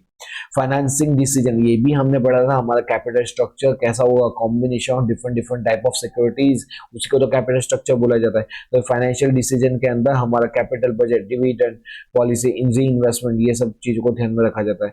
Raising credit of a business, यहाँ पे अगर सब कुछ अगर प्रॉपर ये मैनेज कर पाए हम, तो इससे क्या होगा, एक हमारी गुडविल बनती है। अगर जब आप टाइमली पेमेंट करें एम्प्लॉय को, क्रेडिटर को, इससे क्या होता है, हमारी क्रेडिट बढ़ती है। इसलिए हमारी क्रेडिट, हमारे बिजनेस की क्रेडिटेबिलिटी बढ़ाने के लिए, क्रेडिट वर्दीनेस बढ़ाने के लिए फाइनेंशियल मैनेजमेंट का टीम का रोल बहुत इंपॉर्टेंट होता है। तो ये क्या था, इंपॉर्टेंस ऑफ फाइनेंशियल मैनेजमेंट, है ना आसान। मैंने बोला ना कि अगर वो पूरा चैप्टर पहले आपने पीछे का पोर्शन पढ़ा अगर ढंग से समझ आया तो ये आपको एकदम इजी लगेगा। चलो फटाफट एक और बार क्विक रिवीजन करवा देता हूँ। कौन सा होता है ये फाइनेंशियल मैनेजमेंट, क्या करती है, इसका इंपॉर्टेंस क्यों, क्योंकि नीड को डिसाइड करती है, आपकी नीड्स कितनी है, आपके कितना फंड चाहिए उसको डिसाइड करती है, कैसे लो कॉस्ट में फंड आएगा उसको डिसाइड करती है। फाइनेंस को प्लान करना, उसको कंट्रोल करना का काम उन्हीं का होता है। Distribution of finance different department के अंदर, उसका काम इन्हीं का होता है। मेन बिजनेस के अंदर लिक्विडिटी हो, उसका काम इन्हीं का होता है। डिस्ट्रीब्यूशन ऑफ इनकम, कैसे हम डिविडेंड को देना है नहीं देना, कितना हमारे पास रखना, उनका वो ये डिसाइड करना फाइनेंशियल मैनेजमेंट का काम होता है। करंट एसेट को मैनेज करना, वर्किंग कैपिटल को मैनेज करना फाइनेंशियल मैनेजमेंट का काम होता है। फाइनेंशियल डिसीजन लेना, जैसे कैपिटल बजट, मतलब investment decision, dividend decision, investment decision, ये सब अलग अलग जो डिसीजन होते हैं, 3 प्रकार के डिसीजन होते हैं। 3 प्रकार के, कौन सा हमने पढ़े थे, इन्वेस्टमेंट से रिलेटेड, फाइनेंस से रिलेटेड, डिविडेंड से रिलेटेड, ये सारे डिसीजन कौन देता है, फाइनेंशियल मैनेजमेंट टीम लेती है। बिजनेस की क्रेडिट वर्दीनेस बढ़ाना किसका काम होता है, फाइनेंशियल मैनेजमेंट। अगर ज्यादा से अच्छे से काम करेंगे तो क्रेडिट वर्दीनेस बढ़ती है। ओके जी, ओके। तो अब हम आते हैं हमारा एक लास्ट छोटू सा टॉपिक है, कैरेक्टरिस्टिक्स ऑफ फाइनेंशियल मैनेजमेंट। बेटा जी फाइनेंशियल मैनेजमेंट के कैरेक्टर, ये ब्रांच ऑफ मैनेजमेंट सिंपल है, कैरेक्टरिस्टिक्स कुछ भी नहीं रखा। ये ब्रांच ऑफ मैनेजमेंट, जैसे अलग अलग मैनेजमेंट की टीम होती है, अलग अलग डिपार्टमेंट होते हैं, वैसे ये भी क्या है, मैनेजमेंट का एक पार्ट होता है। इसका स्कोप छोटा नहीं होता, इसका स्कोप बहुत बड़ा होता है, क्योंकि यहाँ पे सिर्फ फंड को लाना नहीं होता, फंड को कैसे कहाँ से आएगा, उसको कैसे उसका बेस्ट वे में अलोकेशन होगा, उसका यूटिलाइजेशन होगा, उसका प्लानिंग करना, कंट्रोलिंग करना, बहुत कुछ इंक्लूड होता है। इसलिए ये वाइड स्कोप होता है। Base of managerial decision. बेटा जी यहाँ पे मैनेजर होते हैं जो डिसीजंस लेते हैं। Financial management provide the base for managerial decision. Decision जैसे प्रोडक्शन कितना होगा, सेल्स कितना होगा, research development are based on the financial management की। जैसे टीम फाइनेंशियल मैनेजमेंट की टीम जितना अच्छा परफॉर्म कर रही हुई उसके बेस पे ही अदर डिसीजन अदर जो मैनेजमेंट है वो अदर जो डिपार्टमेंट है वो फंक्शन करते हैं। Relationship with the financial decision. यहाँ पे क्या होता है, यहाँ पे हम 3 प्रकार के डिसीजन लेते हैं। कौन कौन से हमने डिसीजन लिए थे? इन्वेस्टमेंट, डिविडेंड एंड हमने इन्वेस्टमेंट का डिसीजन, डिविडेंड का डिसीजन एंड फाइनेंसिंग का डिसीजन। तो इसका भी बेस कौन है? फाइनेंशियल मैनेजमेंट तो करती है। Goal of maximization of owners economic welfare. बेटा जी हमने वो गोल पढ़े थे ना, ऑब्जेक्टिव ऑफ फाइनेंशियल मैनेजमेंट, उसमें एक ऑब्जेक्टिव क्या था? मैक्सिमाइजेशन ऑफ ओनर्स इक्विटी, जिसके अंदर 2 गोल होते हैं, या तो प्रॉफिट मैक्सिमाइजेशन, वेल्थ मैक्सिमाइजेशन। ये गोल भी कौन पूरा करके देता है? Financial management. की पोजीशन, बेटा जी ये जो होता है फाइनेंशियल मैनेजमेंट, उसका ऑर्गेनाइजेशन में की रोल होता है, क्योंकि उसी के कारण क्या होता है, पूरा फंक्शनिंग प्रॉपर फंक्शन करेगा, बिजनेस नहीं करेगा, वो किसके ऊपर डिपेंड करता है? फाइनेंशियल मैनेजमेंट के ऊपर। तो ये इनका की रोल होता है। Relationship with the other areas of management. मैंने आपको बताया था कि यहाँ पे जैसे कोई भी आपको प्रोडक्शन पॉलिसी फॉर्मुलेट करनी है, सेल्स पॉलिसी फॉर्मुलेट करनी हो या तो HR पॉलिसी हो, जो भी XYZ सारे डिसीजन किससे रिलेटेड होते हैं? फाइनेंस से, पैसे से। तो वो कौन हैंडल करती है? Financial management. इसलिए इसका रिलेशन किससे साथ जुड़ा हुआ है? अदर मैनेजमेंट टीम के साथ भी जुड़ा हुआ है। यहाँ पर डिवीजन इनटू 2 पार्ट्स। यहाँ पे हमें ना इसको 2 भाग में डिवाइड करते हैं। कौन कौन से 2 भाग होते हैं? एक होता है लॉन्ग टर्म फिक्स कैपिटल और दूसरा होता है वर्किंग कैपिटल। लॉन्ग टर्म का मतलब क्या होता है? वो हम जब लगाते हैं फिक्स कैपिटल के अंदर। दूसरा लगाते हैं वर्किंग कैपिटल, मतलब डे टू डे। इसको भी हमने डिटेल में दिखा था। तो ये फाइनेंशियल मैनेजमेंट के 2 हैं, 2 पार्ट में पड़े होते हैं। Division into 2 part. कौन सा हमने देखा था उसके अंदर? Fix capital and working capital. तो इसको हम वापस एक बार पढ़ते हैं। ये ब्रांच ऑफ मैनेजमेंट है जिसके अंदर बहुत ज्यादा इसको वाइड स्कोप होता है। इसके अंदर यूटिलाइजेशन, उसका सोर्स कहाँ से आएगा, उसका अलोकेशन, उसका प्लानिंग, कंट्रोलिंग, बहुत कुछ इन्वॉल्व होता है। ये बेस ऑफ मैनेजरियल डिसीजन, हमारे डिसीजन अलग अलग डिसीजन लेने के लिए ये बेस होता है। Relationship with the financial decision. यहाँ पे 3 प्रकार के डिसीजन होते हैं: investment decision, capital decision, investment decision, dividend decision and financing division. यहाँ पे हमारा गोल मैक्सिमाइजेशन होता है। 2 प्रकार के गोल होते हैं, profit maximization and wealth maximization. ये भी क्या होता है? ये फाइनेंशियल मैनेजमेंट पूरा करके देता है। की पोजीशन, ये क्या कहता है, इसका जो रोल है वो क्या होता है? की पोजीशन होता है। ये अदर मीडिया ऑफ मैनेजमेंट से रिलेशन रखता है, क्योंकि अगर ये प्रोडक्शन पॉलिसी क्या होगी, सेल्स पॉलिसी क्या होगी, ये सब किसके ऊपर डिपेंड करेगा? हमारा प्रोडक्शन फाइनेंशियल मैनेजमेंट के ऊपर डिपेंड करेगा। Division into 2 parts. ये 2 भाग में बटा होता है। एक प्रॉफिट फिक्स कैपिटल कितनी होगी और वर्किंग कैपिटल, दोनों को हैंडल करना, दोनों के फैक्टर अफेक्टिंग को ध्यान में रख के उनको चीजों को खरीदना। जैसे फिक्स कैपिटल के अंदर इन्वेस्ट करना या तो वर्किंग कैपिटल में इन्वेस्ट करना, ये सब किसके ऊपर होता है? फाइनेंशियल मैनेजमेंट के ऊपर होता है। तो बेटा जी यहाँ पे हमने क्या देखा? डिसीजन ई। उसके बाद हमने देखा एफ क्या है? एक था इम्पोर्टेंस ऑफ फाइनेंशियल मैनेजमेंट, और जी उसमें देखा हमने कैरेक्टरिस्टिक्स ऑफ फाइनेंशियल मैनेजमेंट। तो बेटा जी ये जो पूरा हमारा जो चैप्टर था ना, वो इस पार्ट में था। यहाँ पे ए से लेके जी तक हमारा पूरा पार्ट था।